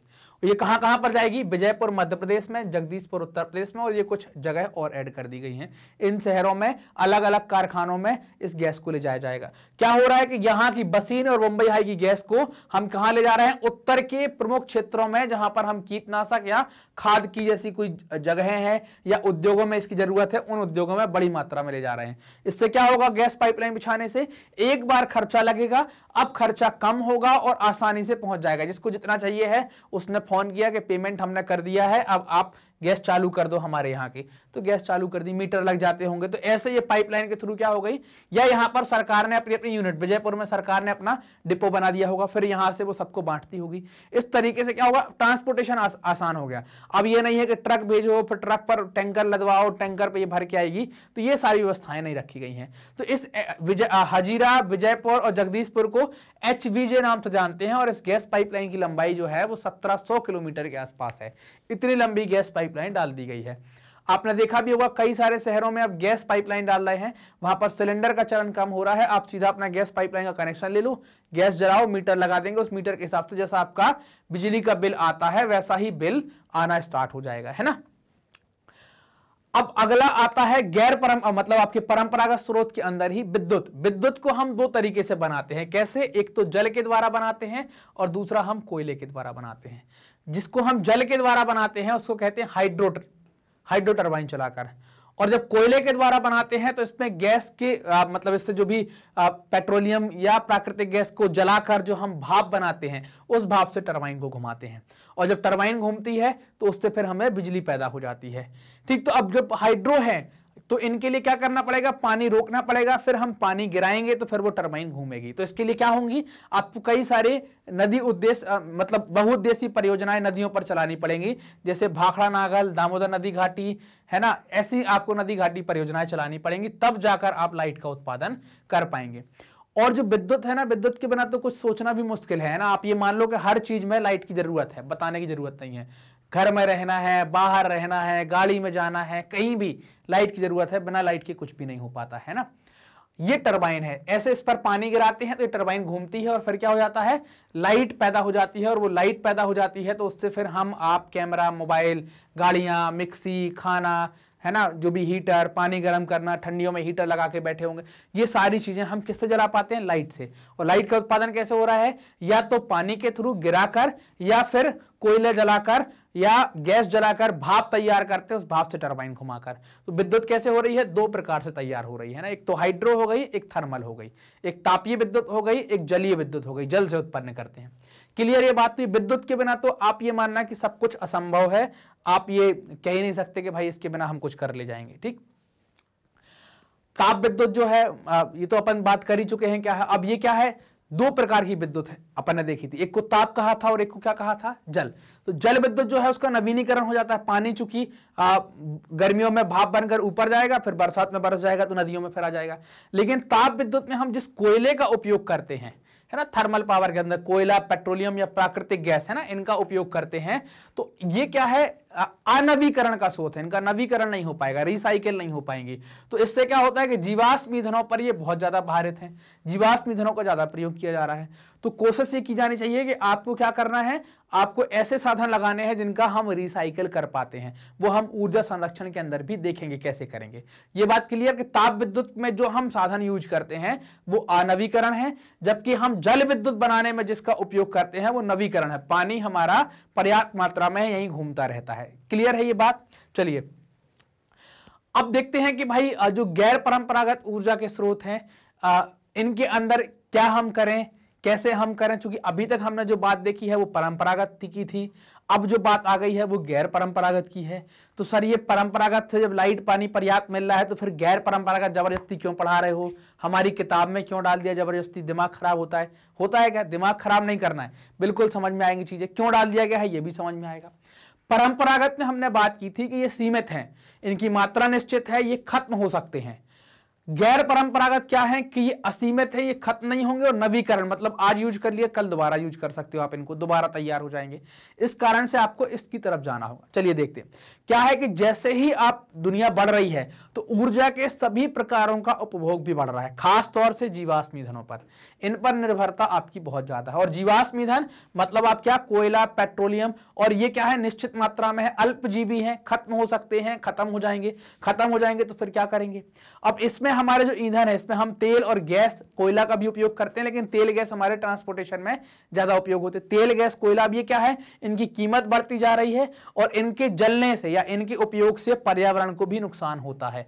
तो ये भी है कि ये खत्म भी हो सकते हैं। खत्म के अलावा अगर हम आर्थिक तरीके से देखें तो पॉकेट पर बहुत भारी पड़ रहे हैं, बहुत खर्चा होता है इनसे। दूसरी चीज कि जब इनका ज्यादा उपयोग होता है तो बहुत बड़ी मात्रा में कार्बन डाइऑक्साइड निकलती है जो पर्यावरण को बहुत ज्यादा प्रदूषित करती है। जब पर्यावरण को प्रदूषित करेगी तो फिर हम सबको अल्टीमेटली नुकसान होगा भविष्य में आकर। तो हमें ये सारी चीजों से बचने के लिए क्या करना है, हमें गैर परंपरागत ऊर्जा स्रोतों की तरफ चलना है। चलिए चलते हैं गैर परंपरागत ऊर्जा स्रोतों की तरफ। गैर परंपरागत ऊर्जा स्रोत क्या है, नवीकरण स्रोत हैं ऊर्जा के ऐसे संसाधन जिनका नवीनीकरण कर सकते हैं, जो सीमित मात्रा में नहीं असीमित मात्रा में है। दोबारा से आज यूज करो, कल यूज करो, बराबर यूज करो, खत्म नहीं होते कभी। क्या क्या देखेंगे इसमें, सौर ऊर्जा, बायोगैस, भूतापीय ऊर्जा, पवन ऊर्जा और ज्वारीय ऊर्जा। ये सारी ऊर्जाएं हम इनके अंतर्गत देखने वाले हैं कि सौर ऊर्जा क्या होगी, बायोगैस क्या होगी, भूतापीय ऊर्जा क्या होगी, पवन ऊर्जा क्या होगी और ज्वारीय ऊर्जा क्या होगी। ठीक, तो ये सब क्या है, चूंकि सूरज तो रोज निकलता है ना, आज आपने सूरज की गर्मी का उपयोग कर लिया तो ठीक है, नहीं किया तो कल फिर मिलेगा। तो आप ये नवीनीकरण है, मतलब रोज मिल रहा है, बराबर उसी मात्रा में मिल रहा है, तो आप इसका उपयोग बार बार कर सकते हैं। इस कारण से इसको क्या कह रहे हैं, नवीकरण। इसी कारण से इसको हमने गैर परंपरागत भी कहा है। क्यों कहा है, क्योंकि हम इनका उपयोग आधुनिक तरीके से पहले नहीं कर रहे थे। हम इन सब का उपयोग हवा का या सूर्य का कैसे उपयोग कर रहे थे? कपड़े सुखाने में, अनाज सुखाने में, है ना, या ठंड लग रही है तो धूप में बैठ जाना, इन सब में हम इसका उपयोग करते। इसके अलावा हमारा इसमें कोई उपयोग नहीं था। चलिए देखते हैं कि सौर ऊर्जा के अंतर्गत क्या आने वाला है। अब देखो सौर ऊर्जा में हम क्या देखने वाले हैं। तो सौर ऊर्जा के लिए स्थिति क्या होती है? अगर आप उष्णकटिबंधीय, मतलब ऐसे देश हैं जहां पर सूर्य की किरणें पर्याप्त मात्रा में पड़ती हैं, कैसी? लंबवत पड़ती हैं, तो आपको सूर्य का ताप ज्यादा अच्छा मिलेगा। जब ताप अच्छा मिलेगा तो आपके यहां सौर ऊर्जा की संभावना ज्यादा होगी। तो भारत कैसा है? उष्णकटिबंधीय है कि नहीं? उष्णकटिबंधीय के अंदर आता है भारत। मतलब भारत के बीच से एक रेखा जाती है जिसको आप कहते हैं कर्क रेखा, और कर्क रेखा क्या करती है? भारत को दो बराबर भागों में बांट देती है। तो ये बीच से जा रही है, मतलब सूर्य की किरणें यहां तक लंबवत पड़ती हैं। तो इस कारण से भारत में सूर्य या सौर ऊर्जा की क्या है? बहुत संभावनाएं हैं। जगह जगह गर्मी बहुत पड़ती भारत में, आप ऐसा मान लो मोटा मोटा, है ना। तो आप क्या होता है? असीम संभावनाएं हैं, बहुत असीम संभावना है, इससे आप लाइट बना सकते हैं। होता क्या है सौर ऊर्जा में कि एक जो फोटोवोल्टाइक टेक्नोलॉजी होती है या इंजीनियरिंग होती है, फोटोवोल्टाइक प्रौद्योगिकी के थ्रू करते क्या है? धूप को सीधे कन्वर्ट कर देते हैं लाइट में, और आप अपने बल्ब चला सकते हैं, बना सकते हैं। जैसे आप देखें यहां पर कि सूर्य की किरणें पड़ रही हैं, ये प्लेट पर पड़ी, प्लेट में फोटोवोल्टाइक टेक्नोलॉजी लगी है, प्रौद्योगिकी लगी है, मतलब वो इंजीनियरिंग है इसकी। वो क्या करेगी? सूर्य की किरणों को कन्वर्ट किया खट से लाइट में, और ये बल्ब के अंदर गई और ये जल गया बल्ब आपका। तो ये क्या है? अब इसमें आपका क्या लगा? आपको कोयला जलाना पड़ा क्या? आपको कुछ करना पड़ा क्या? आपको पेट्रोल डालना पड़ा? कुछ नहीं, एक प्लेट ला के रख दो आप, और बस फिर आपका ये लंबे समय तक काम करती रहेगी। तो ये भी क्या है? साफ सुथरा है। साफ सुथरा मतलब इससे कोई प्रदूषण होना ही नहीं है। जो पहले से हो चुका है वो ठीक है। ये क्या करेगी? कम करेगी। ये अगर आप इसका उपयोग ज्यादा करेंगे तो ये कम करेगी प्रदूषण को। किसको कम करेगी? प्रदूषण को। ठीक। तो अब सौर ऊर्जा के उपयोग से होगा क्या? सौर ऊर्जा के उपयोग से, जैसे आप सौर ऊर्जा का ज्यादा उपयोग करेंगे तो हमारी जो परंपरागत ऊर्जा है उस पर निर्भरता कम होगी। परंपरागत ऊर्जा के साधनों में हम विद्युत पर गए थे ना, तो विद्युत हम ताप से भी बना रहे थे और जल से भी बना रहे थे। ताप वाली ज्यादा खतरनाक थी क्योंकि वो कोयला जला रहे थे, गैस जला रहे थे, तो CO2 निकलती थी। CO2 क्या होती थी? CO2 पर्यावरण को नुकसान पहुंचाएगी। जल वाली में क्या था कि आप जगह जगह बांध बना रहे थे, इससे जलीय प्रदूषण की संभावना थी। पानी बहता रहे तो साफ रहता है, ठहरना स्टार्ट हो जाए तो उसमें कचरा जमना या जो भी चीजें हैं, मतलब उसका अपना एक सिस्टम है पानी का। आप उसको, नदी बहती हुई ज्यादा अच्छी होती है, उसको रोका जाएगा तो पानी रुकेगा, और पानी रुकेगा तो उसमें चीजें डली होंगी तो सड़ेंगी। अभी क्या है? बह रहा है, बह के एक जगह से दूसरी जगह चला जाएगा, तो गंदगी कम देखने को मिलती थी। तो जलीय प्रदूषण भी हो रहा था, लेकिन वो कोयले वाले की तुलना में ठीक था। इससे क्या होगा कि अब और लोग क्या कर रहे थे? जैसे किसानों के अंदर देखें हम, तो किसान गांव में उनको कुछ करना है, खाना बनाना है या कुछ और करना है, या आप ये मानो कि उनको सिंचाई करनी है, तो डीजल का उपयोग कर रहे हैं, कंडों का उपयोग कर रहे हैं, लकड़ी का उपयोग कर रहे हैं। अब ये लकड़ी और कंडों का उपयोग खेत की में नहीं कर रहे हैं, इनका उपयोग जैसे कोई भट्टी बना दी उसमें कर लिया, कोई बड़ा खाना बनाना है तो उसमें कर लिया। तो आप सौर ऊर्जा का उपयोग भी कर सकते हैं। जैसे कहीं मान लो गांव में बड़ा भोज होना है या लगातार होता है, तो फिर हम लकड़ी डालते हैं, कोयला डालते हैं, तो इन संसाधनों से हट सकते हैं, इन पर से निर्भरता कम कर सकते हैं। कैसे? जैसे ठंडियों में पानी आप गर्म करते हैं, तो गांव में पानी कैसे गर्म करेंगे? लकड़ी लगेगी, कोयला मतलब आप फिर उपले लगेंगे, तो आप ये लगवा दो। इससे क्या होगा? गांव शहर दोनों जगह आप लगवा सकते हैं। तो शहर में बिजली का बिल बचेगा, मतलब आपकी जो परंपरागत स्रोत है उससे थोड़ी सी निर्भरता घटी। गांव के अंदर लकड़ी और उपलों पर से निर्भरता घटी, उनका उपयोग कम किया, धुआं कम होगा, प्रदूषण कम होगा, लोगों की आंख में धुआं कम जाएगा तो उनको भी थोड़ा अच्छा लगेगा। लगा कभी धुआं के? नहीं लगा। धुआं लगता ना, आंसू आ जाते हैं। ऐसे ही किसान क्या करें? किसानों को सोलर पंप लगा दिए गए तो वो सिंचाई के लिए इसका उपयोग कर लें। ये सोलर कुकर है, इससे आप दिन का खाना, जैसे कहीं दिन का खाना होना है कोई बड़ा, या शाम को खाना होना कोई बड़ा, सिंपल सा खाना, जैसे गांव में स्कूल है तो उनमें जो दिन का खाना बनता है तो भट्टी से ना बनाकर आप इससे बनाओ। तो क्या होगा? ऊर्जा भी बचेगी और इसका उपचलन भी बढ़ेगा, धुआं भी नहीं होगा और ठीक भी रहेगा। हमारी जो परंपरागत ऊर्जा के स्रोत हैं उन पर से निर्भरता घटेगी, है ना। चलिए अब अगला आता है पवन ऊर्जा। अब आप जानते हैं कि पवन ऐसी है क्या कि जिसका आप रोक सकते हैं क्या? पवन को आप चला सकते हैं क्या? पवन को नहीं कर सकते ना आप। पवन तो चली, चलती ही जाएगी, रुकी तो रुकी, मतलब हवा चलती है तो उस हवा का उपयोग कर लेना, कहीं उससे कोई ऊर्जा बना लेना, तो उसको क्या कहते हैं अपन? पवन ऊर्जा। पवन जब बहती है तो उससे हम क्या करें? टरबाइन घुमा दें, टरबाइन अगर घूम जाती है तो लाइट बन जाएगी। चूंकि अब हवा एक पर्याप्त मात्रा में चलनी चाहिए, उसकी स्पीड ठीक होनी चाहिए, तो भारत में कुछ जगह ऐसी हैं जहां पर हम पवन ऊर्जा का उपयोग कर सकते हैं। कैसे? जैसे कि आप तमिलनाडु वाला क्षेत्र देखेंगे, तमिलनाडु में पर्याप्त संभावनाएं हैं आपकी पवन ऊर्जा की। आप यहां देखें, नागरकोइल से मदुरई तक का जो इलाका है, यहां पर बहुत बड़ी मात्रा में पवन चक्कियां लगाई गई हैं जिनसे हम लाइट का उत्पादन करते हैं। इसके अलावा आंध्र प्रदेश, कर्नाटक, गुजरात, महाराष्ट्र, केरल, इन इलाकों में कर ही सकते हैं। दो ऐसी जगह हैं, नागरकोइल और जैसलमेर, यहां पर इनका भरपूर मात्रा में या भारी मात्रा में प्रयोग हो रहा है। कैसा होता है? ये पवन चक्कियां लग जाती हैं, हवा चलती है तो ये चक्कियां घूमना स्टार्ट हो जाती हैं। जैसे ये चक्कियां घूमेंगी तो इनके पीछे ये टरबाइन लगा है, उससे लाइट बनकर क्या होगी? बिजली पैदा हो जाएगी। तो तब भी हमारी, अब इससे हम बना रहे हैं तो भी क्या हो रही है? परंपरागत ऊर्जा से निर्भरता कम हो रही है। निर्भरता कैसी कम हो रही है कि परंपरागत ऊर्जा जो थी वो कोयले से बन रही थी, तो इससे क्या है? कोई नुकसान है क्या? प्रदूषण होगा क्या? नहीं होगा। तो नहीं होगा तो फिर इसका उपयोग करना चाहिए, क्योंकि हवा तो चलती रहेगी। उपयोग कर लिया तो अच्छी बात, नहीं कर पाए तो फिर आप जाने मतलब पूरा समाज जाने। आप जाने मतलब नहीं कि बोले सर ने हमें बोल दिया। बायोगैस, बायोगैस को जनरली जो कॉमन नाम दिया गया है उसको गोबर गैस भी कहते हैं, क्योंकि ज्यादातर हम बायोगैस के अंदर गोबर का ही उपयोग करते हैं और उससे हम गैस बनाते हैं। हालांकि आप इसमें जो झाड़ियां हैं उनको भी डाल सकते हैं, आप इसमें जो किचन के जो आपके अवशिष्ट बच जाते हैं रसोई घर का, उनको भी डाल के आप गैस बना सकते हैं। तो बायोगैस में होता क्या है कि हम जनरली गोबर का उपयोग करते हैं। तो भारतीय ग्रामीण क्षेत्र में या भारत में ज्यादातर जगह इसको क्या कहते हैं? गोबर गैस के नाम से जाना जाता है। तो जैसे ही हम गोबर गैस या दूसरे अवशिष्ट किचन के या झाड़ियों के इनको डालते हैं तो इससे क्या बनती है? मीथेन बनती है। आप अब ये दो फोटो देख पा रहे होंगे। अब होता क्या है कि अब किसानों के यहां या ग्रामीण क्षेत्र में ये गोबर गैस लाई क्यों गई है, इसके पीछे लॉजिक समझना। किसानों के यहां क्या होता है? खाना बनाने के लिए 70% ग्रामीण आज भी या चूल्हे का उपयोग करते हैं, लकड़ी का या उपलों का उपयोग करते हैं। तो इससे क्या होगा? जब ज्यादा मात्रा में होगा तो ये धुआं भी करेगा, आंखों में भी लगेगा, जो खाना बना रहा है उसको भी परेशानी होगी और प्रदूषण भी करेगा। तो अब इन सब चीजों से तो इससे क्या होगा? इससे नुकसान क्या हो रहा है? कंडे जा रहे हैं ना आपके, उपले किस में जा रहे हैं? चूल्हे में जा रहे हैं। चूल्हे में जा रहे हैं तो उनका नुकसान हो रहा है।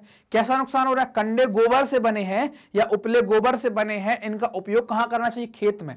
गोबर कहां डालना चाहिए? खेत में। ये खेत की उर्वरकता को बढ़ाएगा, उसकी पैदावार को अच्छा करेगा। लेकिन आप तो क्या कर रहे हैं? खाना बनाने में उपयोग कर ले रहे हैं।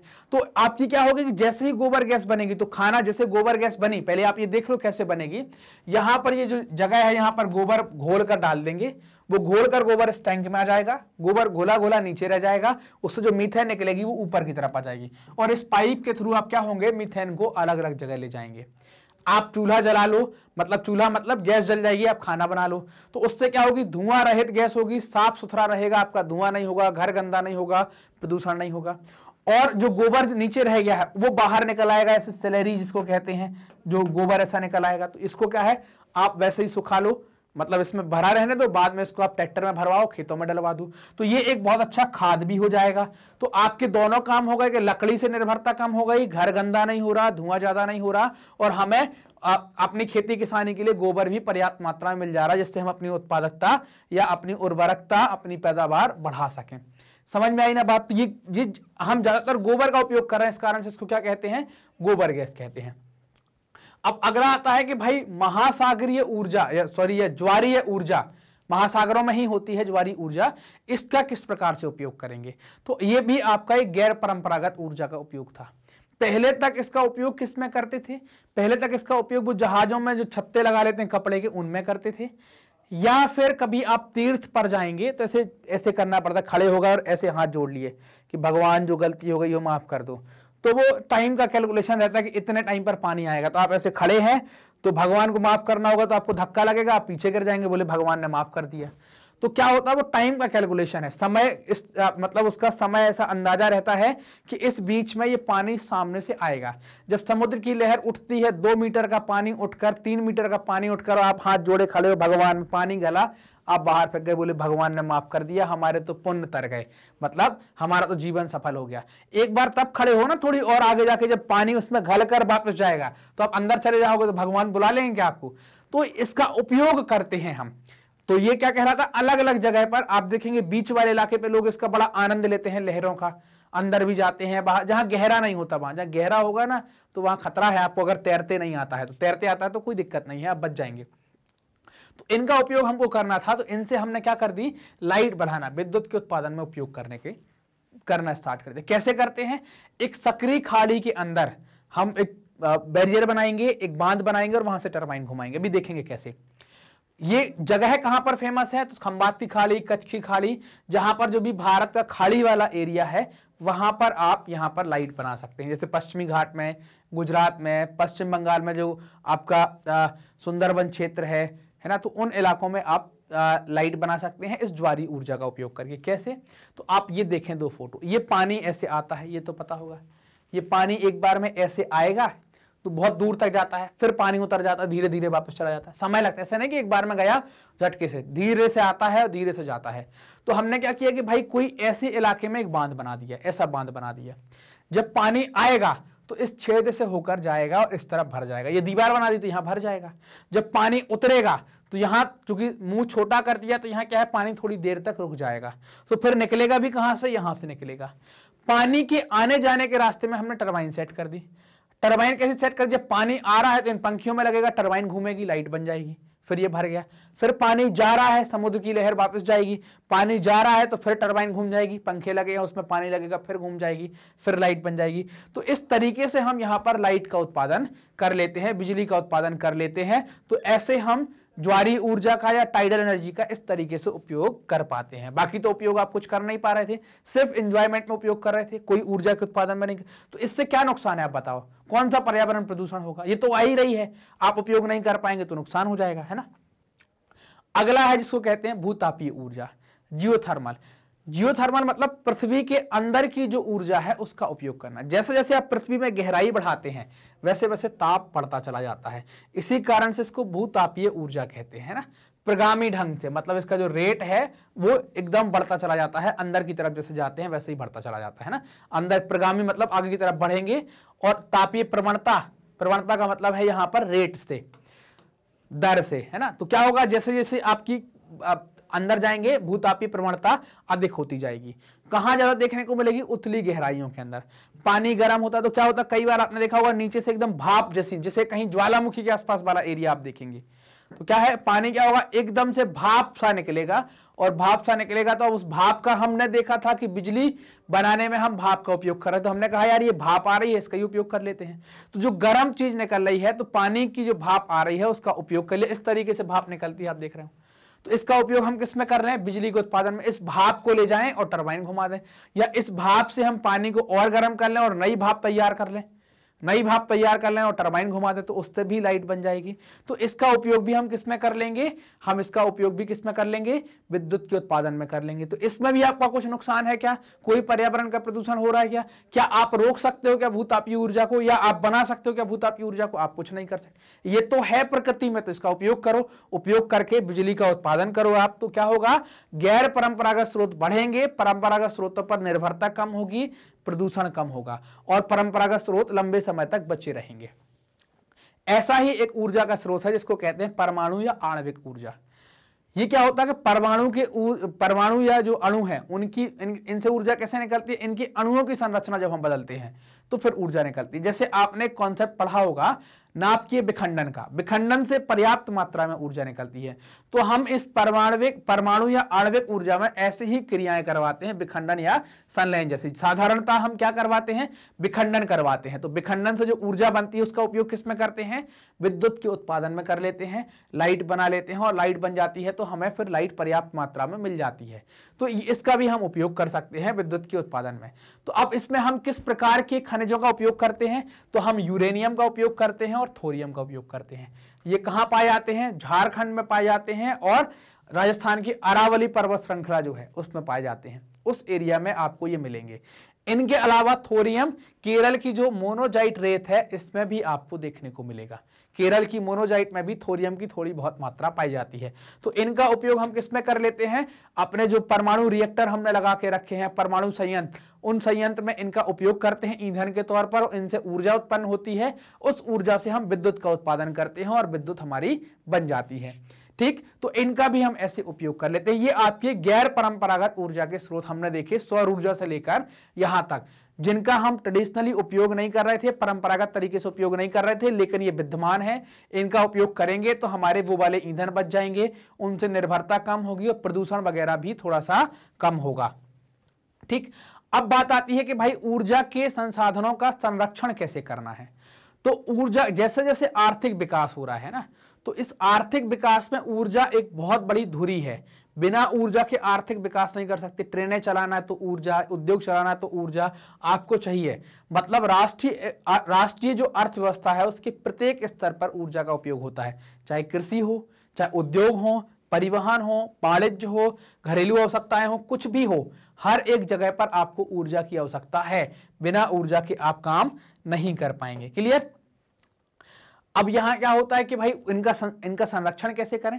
तो संरक्षण का एक तरीका है क्या, आप गैर परंपरागत स्रोतों की तरफ ज्यादा बढ़ें, परंपरागत स्रोतों से निर्भरता कम करें। एक तो संरक्षण का तरीका यह है। परंपरागत स्रोतों का आप उपयोग अगर कर रहे हैं तो उनका ऐसे उपयोग करें कि उनकी फिजूल खर्ची ना करें, फालतू में खर्च ना करें। लाइट अगर किसी कमरे की जल रही है तो आप बटन बंद कर दें।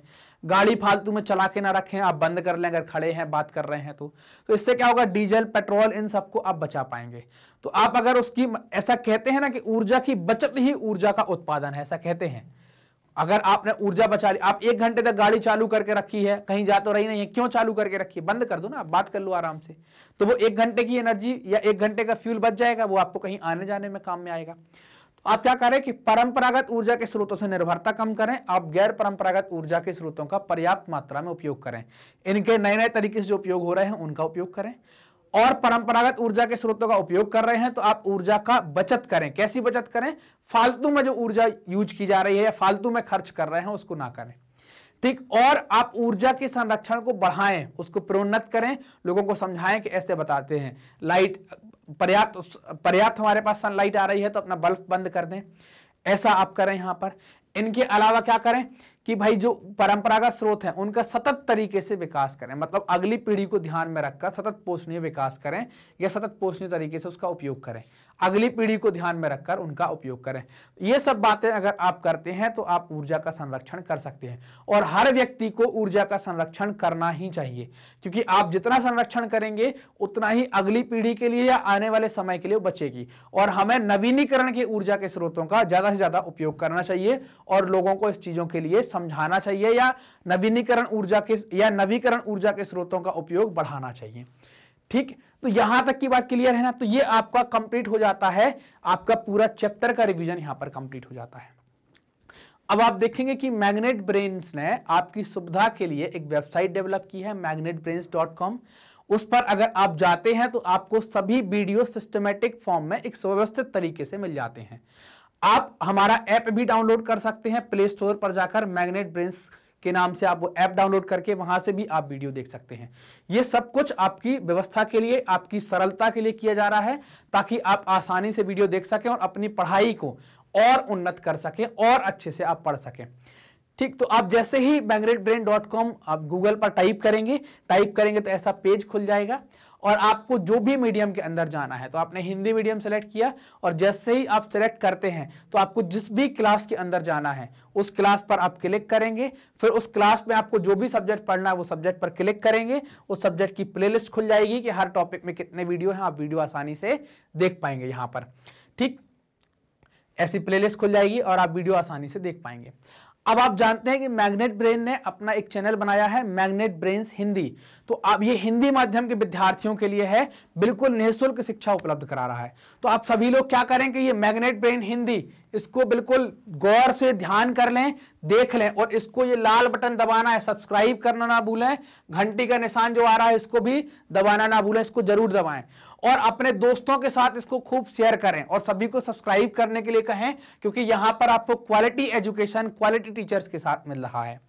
अब आप जानते हैं कि मैग्नेट ब्रेन्स हिंदी माध्यम के विद्यार्थियों के लिए एक ऐसा प्लेटफॉर्म लेकर आया है जहां पर हिंदी कक्षा 6 से लेकर कक्षा 12वीं तक का संपूर्ण पाठ्यक्रम सीबीएसई, एनसीईआरटी और दूसरे स्टेट बोर्ड के अकॉर्डिंग बिल्कुल निःशुल्क कराया जा रहा है।